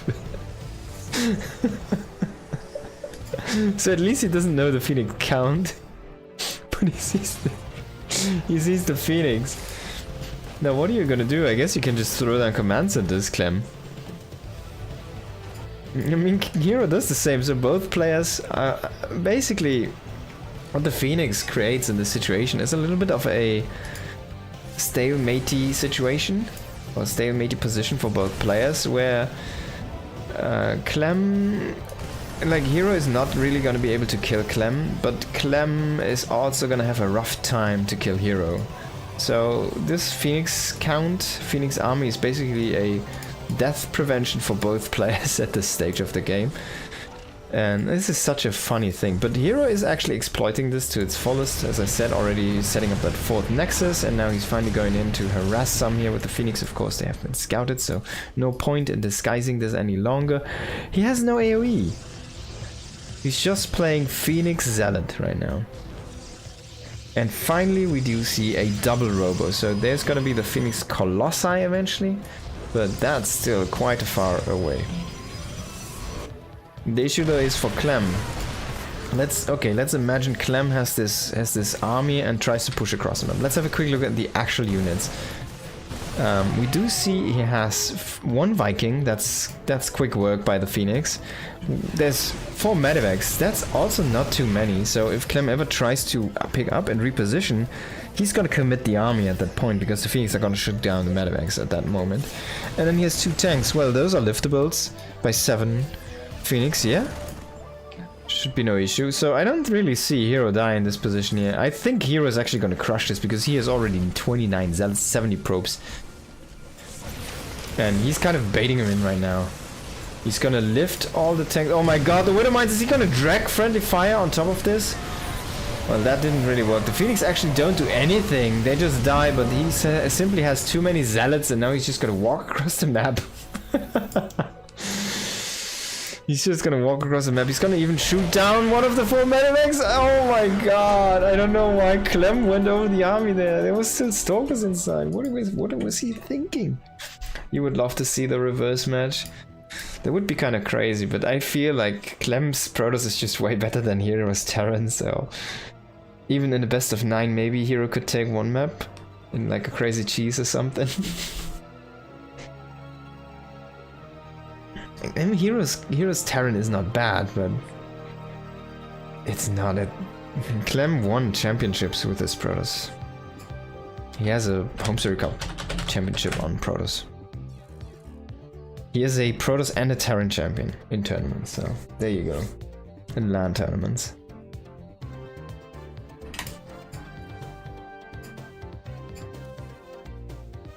Alright. Next map. Tourmaline.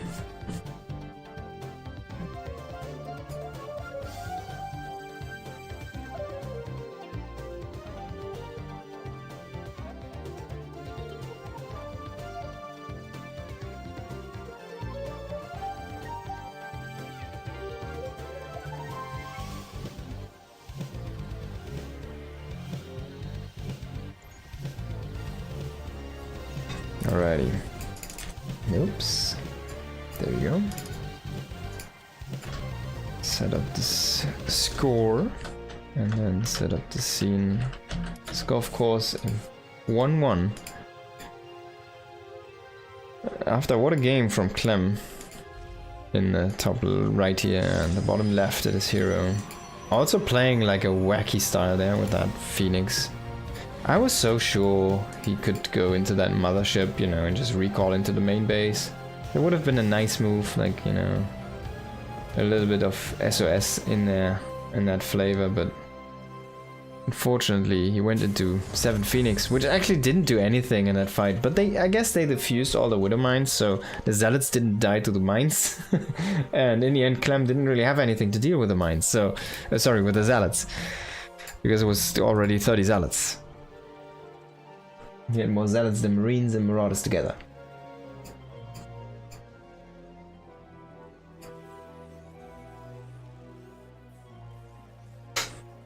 What a crazy game.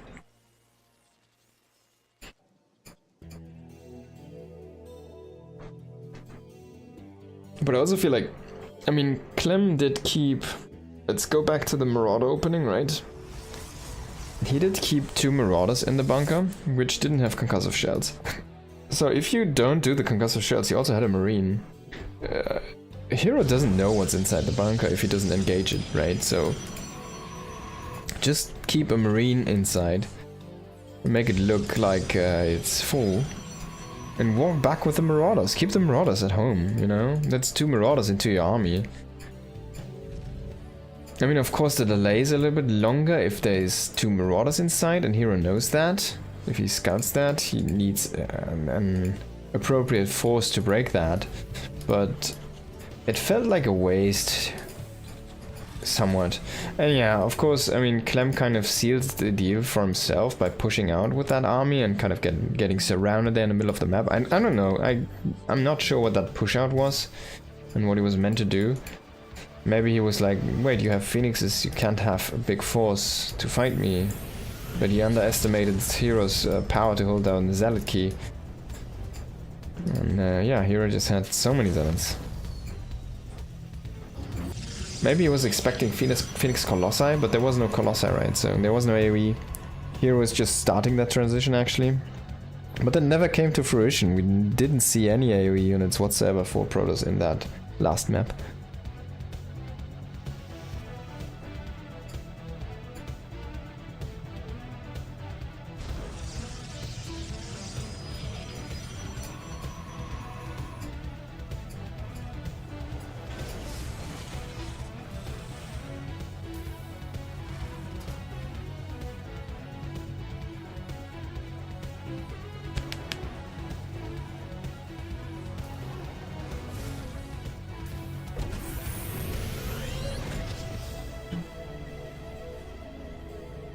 What a game. Okay, so let's see what this game is gonna bring here. We do see Blink as the opening, both players take the naturals, we do see a most likely Raven gonna be started here very soon for Clem. Oh, it's gonna be a Banshee, that's quite unique. And he queues even the second one, that makes me think that he wanted to start Cloak, so there you go. Cancels the second one, starts Cloak. It's gonna be Cloak Banshee opening, really like to see that from time to time here.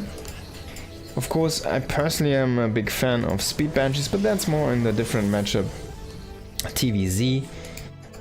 In this matchup I also do not mind having some Cloaked Banshees here, but of course Hero is... well, I mean, Protoss does have access to Sentry, so there's gonna be free scouts every, I don't know, 50 seconds or so, 60 seconds-ish. And he already sees the production, he already sees the Banshee. And immediately cancelled, so no Cloak Banshee. But that was a little bit of a waste of production time. Didn't invest the money into something else during that moment as well, so he's just gonna go for Stim, he's gonna throw down a reactor. I wouldn't have minded to switch him around and just cancel the Banshee, go for a Raven. To kind of keep observers out of his base, still have a little bit of harassment force. There is some space behind the third base where you can kind of park a Raven. This area is not really good Raven harassment area, so you're limited with a Raven, but it's still good to have one.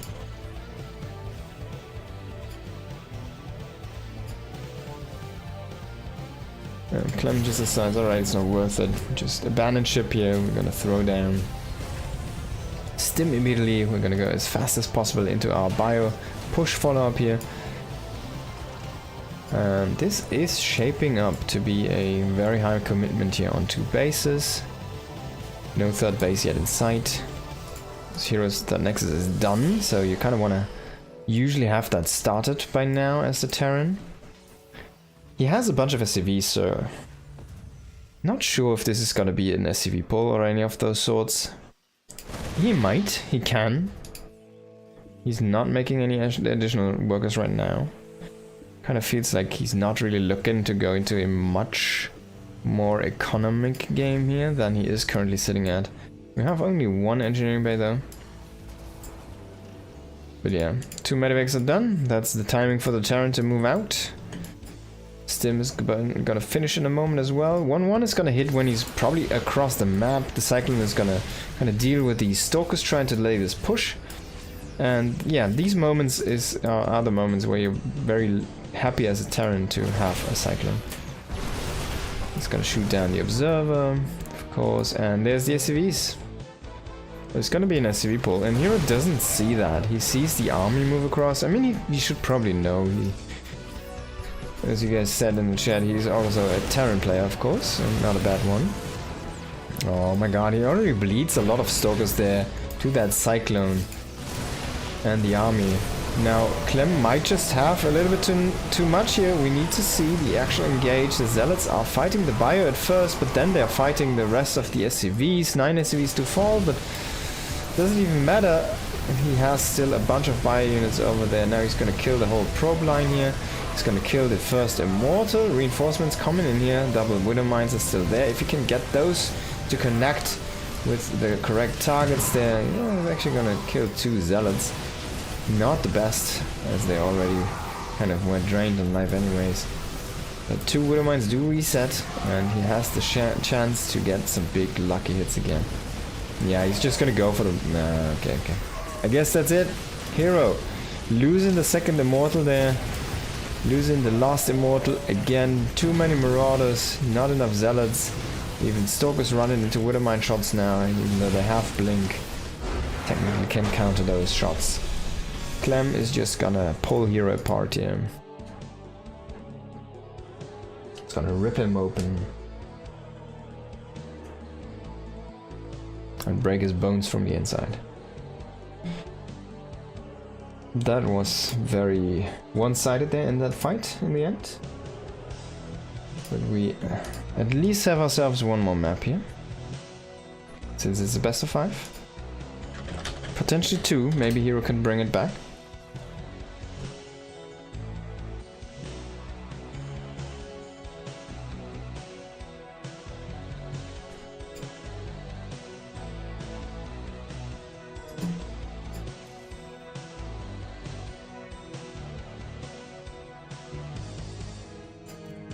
What did I say was the last map? The last map was Tourmaline, right? So the next map is gonna be Mothership. Okay. Here we go.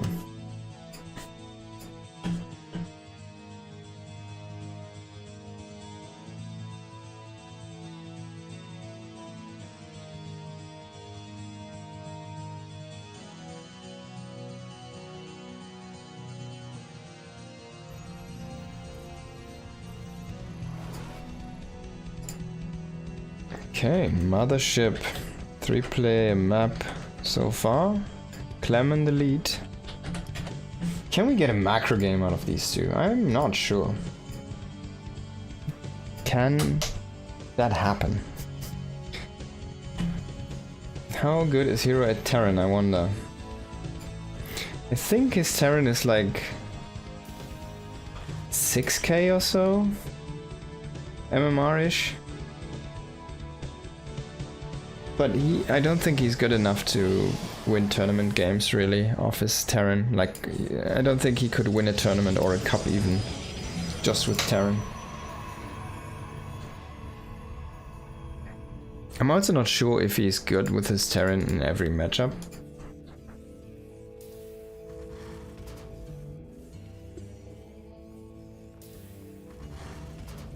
But yeah, like Clem's Protoss is like 6.8 or something, right? So it's really, really high.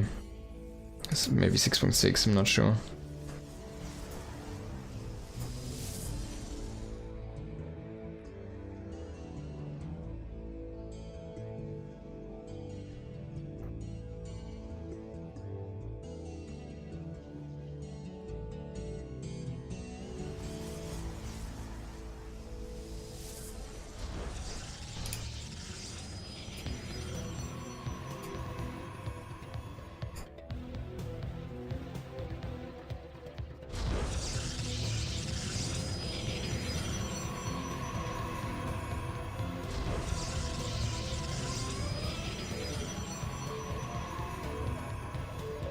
Now, can we get a macro game? Are we gonna see Phoenix again from Hero? Is Clem gonna do an SCV pull again? A lot of questions, no solutions to this puzzle yet. And a wacky hero wall again here.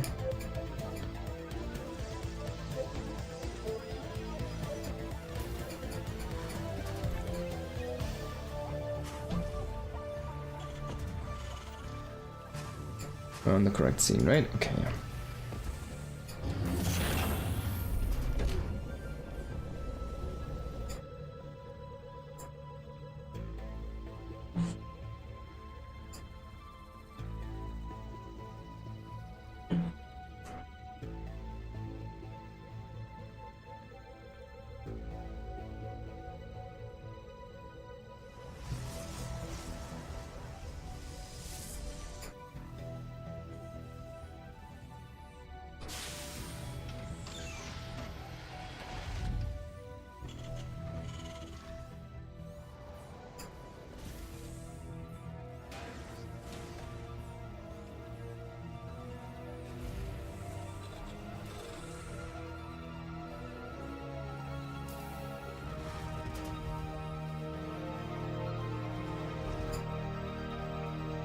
Alrighty, so we do see a Stargate again here from Hero. What is he going to do with that?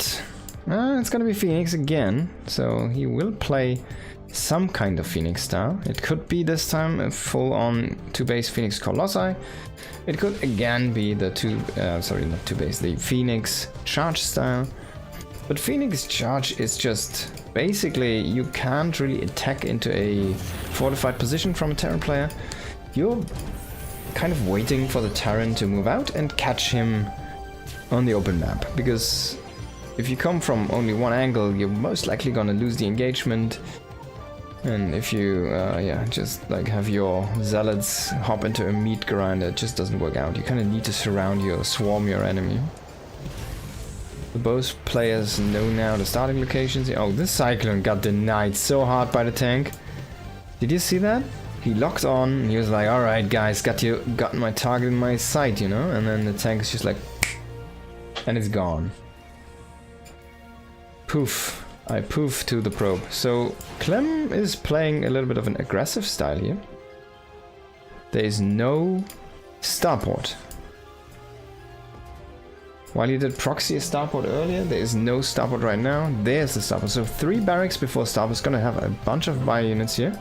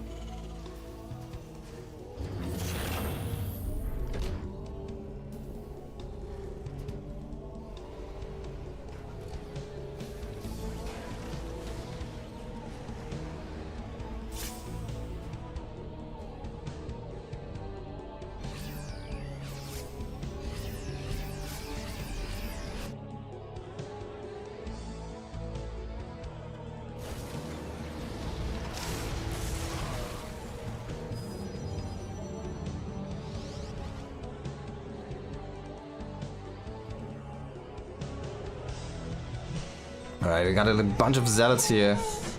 Set up right now for a big attack. Storm is done. Only one High Templar though in this army. And he's gonna try to engage here. But there's a good setup for Clem right now. And if he can lift the tank, maybe he has a chance, but he's gonna try to drag the Mindfire into the bio units, but there's a bunch of bio units still behind.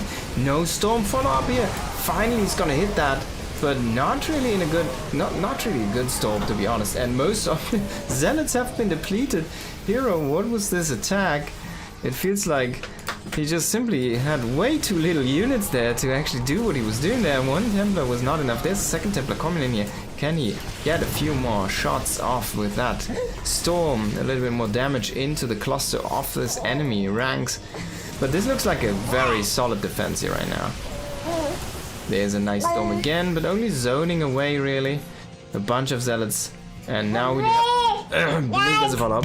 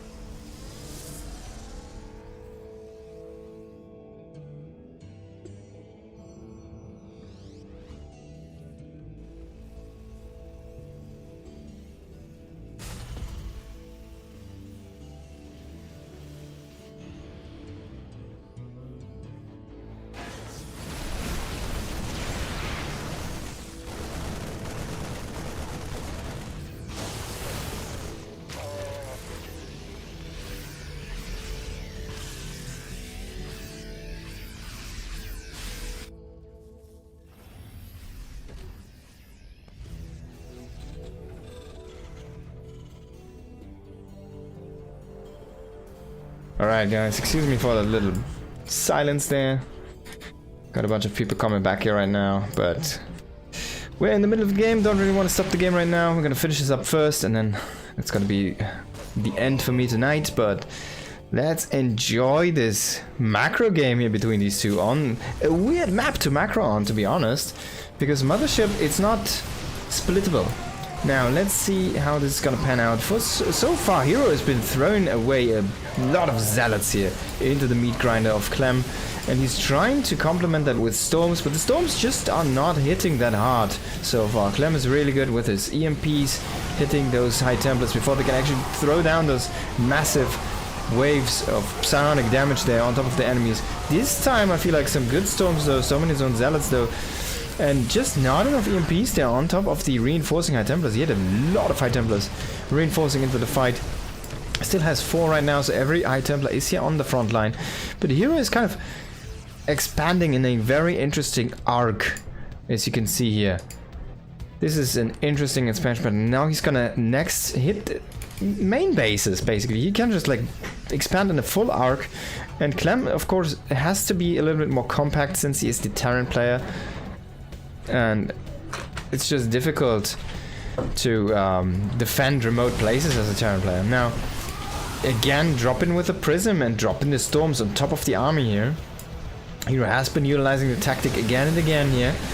It's not really hitting the Storms he's trying to hit right now. But it's good enough to kind of keep Clem away from this high ground position. So Clem relocates the command center to the low ground position. And he also needs to relocate these long distance mining SCVs here. And this time there's gonna be Colossi. Oh, the Vikings are really low though. If you can snipe those with the Stalkers, 5 Stalkers to snipe 7 Vikings, could be doable. There's no Storm though right now. The High Templar is walking forward like a Chad, but he doesn't have anything to throw. Now, I mean, Hero is kind of throwing his army, but he's coming from behind with a bunch of zealots, but there's so much bio right now.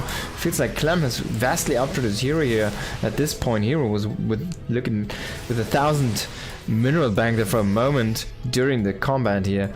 Not like the cleanest macro from him. We should probably think about a new base very soon here, and there he goes. He's actually not gonna take the natural, he's gonna just kind of encircle Clem a little bit more. It's an interesting base to take. Oh, I was certain he would go for the natural base there on the bottom spawn. It was kind of weird.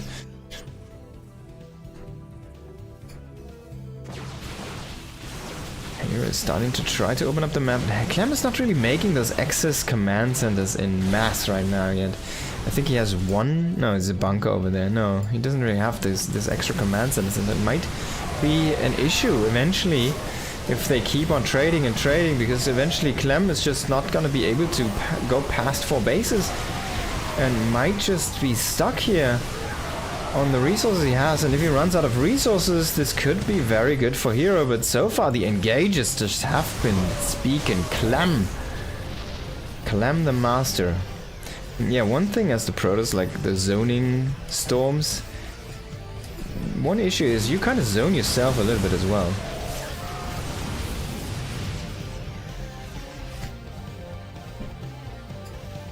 There's another command center. Can Clem take another base?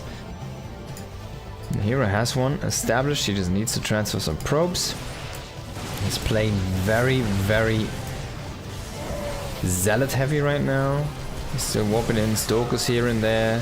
He is about to hit his 3-3. He's already going into extra shields, but there's no kind of transition past that. It's just Colossi, just Storm. Just trying to combat with the gateway armies, but now he's kind of losing out on the front here. He's gonna lose all of this Colossi most likely, and Clem is starting to establish a little bit of map presence for himself. Snipes at High Templar. I think he might have had just enough Storm, didn't throw it out. Maybe just a little bit too low. Clem's a Storm master beta. Yeah, he's actually really good at that. Don't disagree. It's a very good point. If this base is up, it's just not running. What is he doing with the probe? Oh, there we go. Oh, 25 probes. So he had a lot of oversaturation somewhere. Where are those? There they are. There they come. And there's the rest. So he's immediately throwing down another Nexus down here. Needs to keep up his income. And you see he has 87 probes. So he kind of needs to get that rolling again. Like these guys right now, not mining these 27 probes. That's actually 25, whatever. That's a big, big part of his income. And that's what he's relying on, right? How many gateways are we looking at? Only 10. Maybe he wants to add a few more gateways into the mix. They can really ramp up the production and ramp up the pace. Now he's gonna try to do a big run by here. That third base is kind of undefended. 2 ghosts inside of a bunker. That's kind of funny. They do deal bonus damage, I think, to light. Yeah, they have 26 damage against light, and Zealots are light. But kind of Clem is starting to encircle Hero, while Hero was doing that with the bases before. Now Clem is just doing that with his army. Hero isn't really catching a break here. He's having a difficult time to remax. His income is just not where it should be. I mean, this now needs to go here. And he's starting to run dry on this base as well. He needs to take another base already here. Hero is kind of his expansion pacing is just not correct here. One Storm to try and zone those Vikings. You should probably kill that Liberate. I'm not sure why he doesn't do it. And there's one more Storm here to try to zone. There's no Storm for this area, unfortunately, in the north, and the EMPs are just raining down on the Protoss army. Clem again nicely moving out of the storm. He's gonna kill his own Stalker with the psionic energy. We do see 2 more extra gates. It's just not enough here. Hero is not keeping up the pace. I mean, look at this. He has this base established, still overly mining on this area. He still is not set up in that main base. This mining base is also starting to run dry. His economy balancing is just not working out right now. And that is, you can see that reflected in income. He should be ahead more than 400 minerals from time to time. He should be kind of more in this area, 800 minerals ahead all time long. if he just saturates correctly. And he needs to think about taking a couple more gas geysers here. Still, I mean, the main ones are run dry. He has one over here, he has one over here, so he's working with 4 geysers. But he can make more. He could warp in more High Templars. Get more Storm going. Never bad to have a bunch of High Templars. He's just trying to play this ultra Zealot heavy style here. 178 Zealots have died. And not even 100 Marines. 10 Colossi. He keeps on adding more and more Colossi into the mix here. Now Hero might just run out of resources actually before Clem does, because he's depleting his resources so fast. We can see that reflect dots in the resources lost here, 20,000 to 33,000 on the side of Hero. Clem destroying so many resources there. Being insanely efficient himself. He's about to hit +3 for his Liberators and Vikings. Liberators finding some interesting spots there to try and siege up zone, but now again the big swing, the big force from Hero trying to push in, but just not enough here. And even though he forces a lift, I think, oh, did he kill that base? No, he forced a lift on that command center. It's just not enough. And Archon here being morphed right now because he just has that leftover High Templar stuff. Now, can he kill this base? That would actually be a nice win. Oh, he doesn't move in. He doesn't move in, he just kills the gas. No Storm with this group right now. Vikings are starting to shoot away at the Colossi. The Colossi have been killing SCVs that came from behind and didn't shoot at the army, so all the splash was not working. And Hero is gonna lose the full army, a full reset here. The last Colossus is gonna fall as well. And Clem is running out of resource locations to take. There's no more base. I mean, this is still oversaturated. This is not fully saturated. This is not saturated. What is he doing? Like, he's pulling probes from here, which should be going here. This is a mess of a game for Hero right now. By the way, just to throw that out, the Hero is a beast. He just won RSL, right? If you have, oh, sorry, so it's spoilers. If you haven't seen that yet, watch that. That's a very fun series. After winning that, on that same day, he goes home. He doesn't celebrate. No, he plays in the Wardy tournament to play his seeding matches there, and he gets second in his group. I think he only lost. He won against Clem. He won against who else? I can't remember, and he lost to Shin. Might have been Gerald, not sure.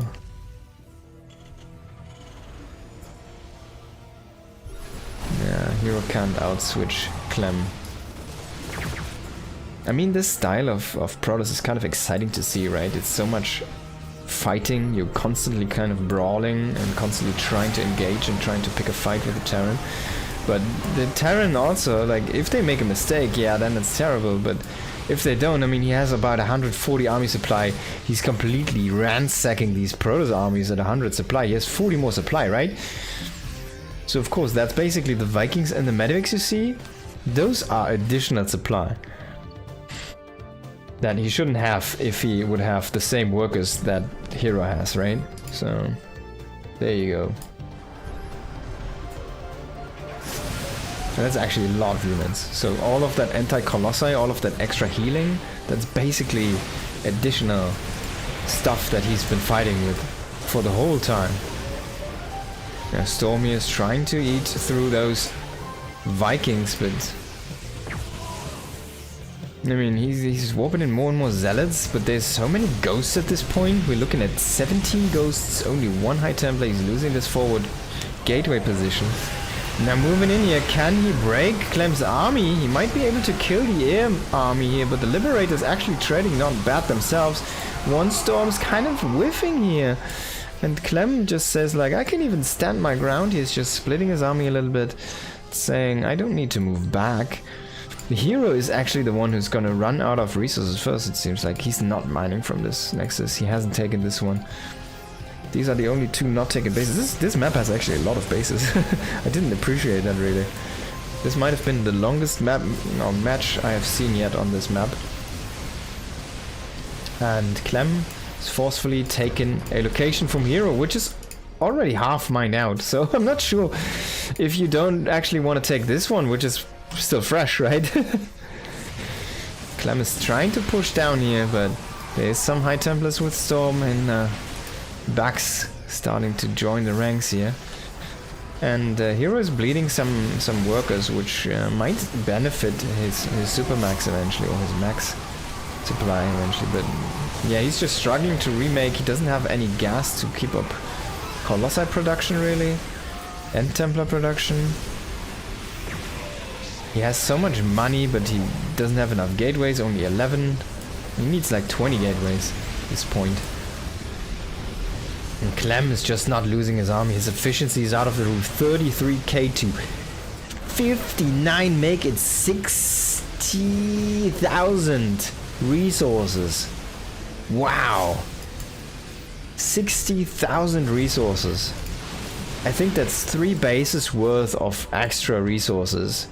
So while Clem was playing with 3 bases, or lost 3 bases of army, Hero already lose 6 bases of army or something. I don't know, man. It's insane. Of course, Clem doesn't have the mules, right? So even if you say that's a worker deficit, it doesn't actually... It actually is not that big of a deficit in income. But yeah, basically what Hero was trying to do was play that very fast-paced style, but I feel like he did not balance this economy correctly. You know, maybe he can get a miracle engagement here, but I feel like Clem is just gonna stand his ground, is just gonna ransack this army, and then Hero is gonna be out of the game. GG! Wow, what a crazy game. Yeah, so I feel like Hero made a couple of mistakes. So first, I was touching on this a little bit. He did not make a good balancing with his probes. He didn't keep the income high as it should have been with like 91 workers or whatever he had in his peak. He was not optimally mining. He was not distributing the probes correctly. He was not re-establishing bases fast enough for the probes to go and keep up the income. Second mistake, he did not have enough gateways. If you want to play a high-paced game like that, you kind of need to go at least 16 gates. You want to have 16, 18, maybe 20 gateways in a situation like that. You want to be able to warp in a full round, like 40 supply or something, whatever, and just go again and go again and go again. You need to keep that pace on the Terran. Basically, you're kind of playing a little bit like a Zerg, but you don't have that tech switch, which the Zerg has. Like the production of the Zerg, right? How it works is you have the lava and you can make anything out of the lava. So you can make a full 200 supply of Ultralisk Ling, and then you can just do Muta and Corruptor within one production cycle. And of course that doesn't work if you want to do that as Protoss or Terran. You need to have like, I don't know, you need to have 10 barracks and 10 factories and 10 starports, right? If you want to kind of swap crazy around like that. So Protoss and Terran kind of need to go balanced armies in kind of a way, right? So you always want to have like a couple of robos, eventually maybe some stargates or something, right? And then a bunch of gates. But Protoss has this unique situation with the warp gate and the mechanic behind that they can just kind of instant reinforce into a fight. And if you like imagine you have 100 supply army, then you have 20 gateways which are all on off cooldown, and you have your bank and you have your warping point just behind the fight. Then you effectively can fight with 140 army supply or 180 army supply or even 200 army supply, not at the same time but in the same fight. And the Terran is not going to be able to reproduce that fast. Yeah, I feel like he just did not have enough production behind that. And yeah, well, the engages, I guess, some went his way, some didn't, but that's the nature of the things. Eventually Clem was just way too efficient. No transition, of course, is an issue, but he wasn't going for a transition, which is fine, I think, but he needs to keep killing bases or resetting the base count, he needs to keep Clem away from establishing extra bases. And then he can outmine Clem. Then you can play 60,000 against 30,000 if you keep him off getting new bases, right? Clem was managing to establish new ones, and yeah. What a game though, what a crazy game. Thank you everyone for watching. Thank you again, Pig and Wilmelia, for the raids. I hope everybody had a good time. That was crazy serious.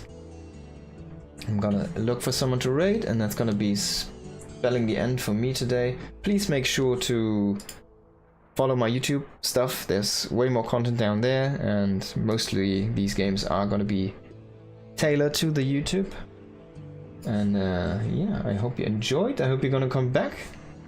And you know, don't be a gremlin, because following is free and you should just do it. No, thank you anyways for watching, and see you in the next time. Peace.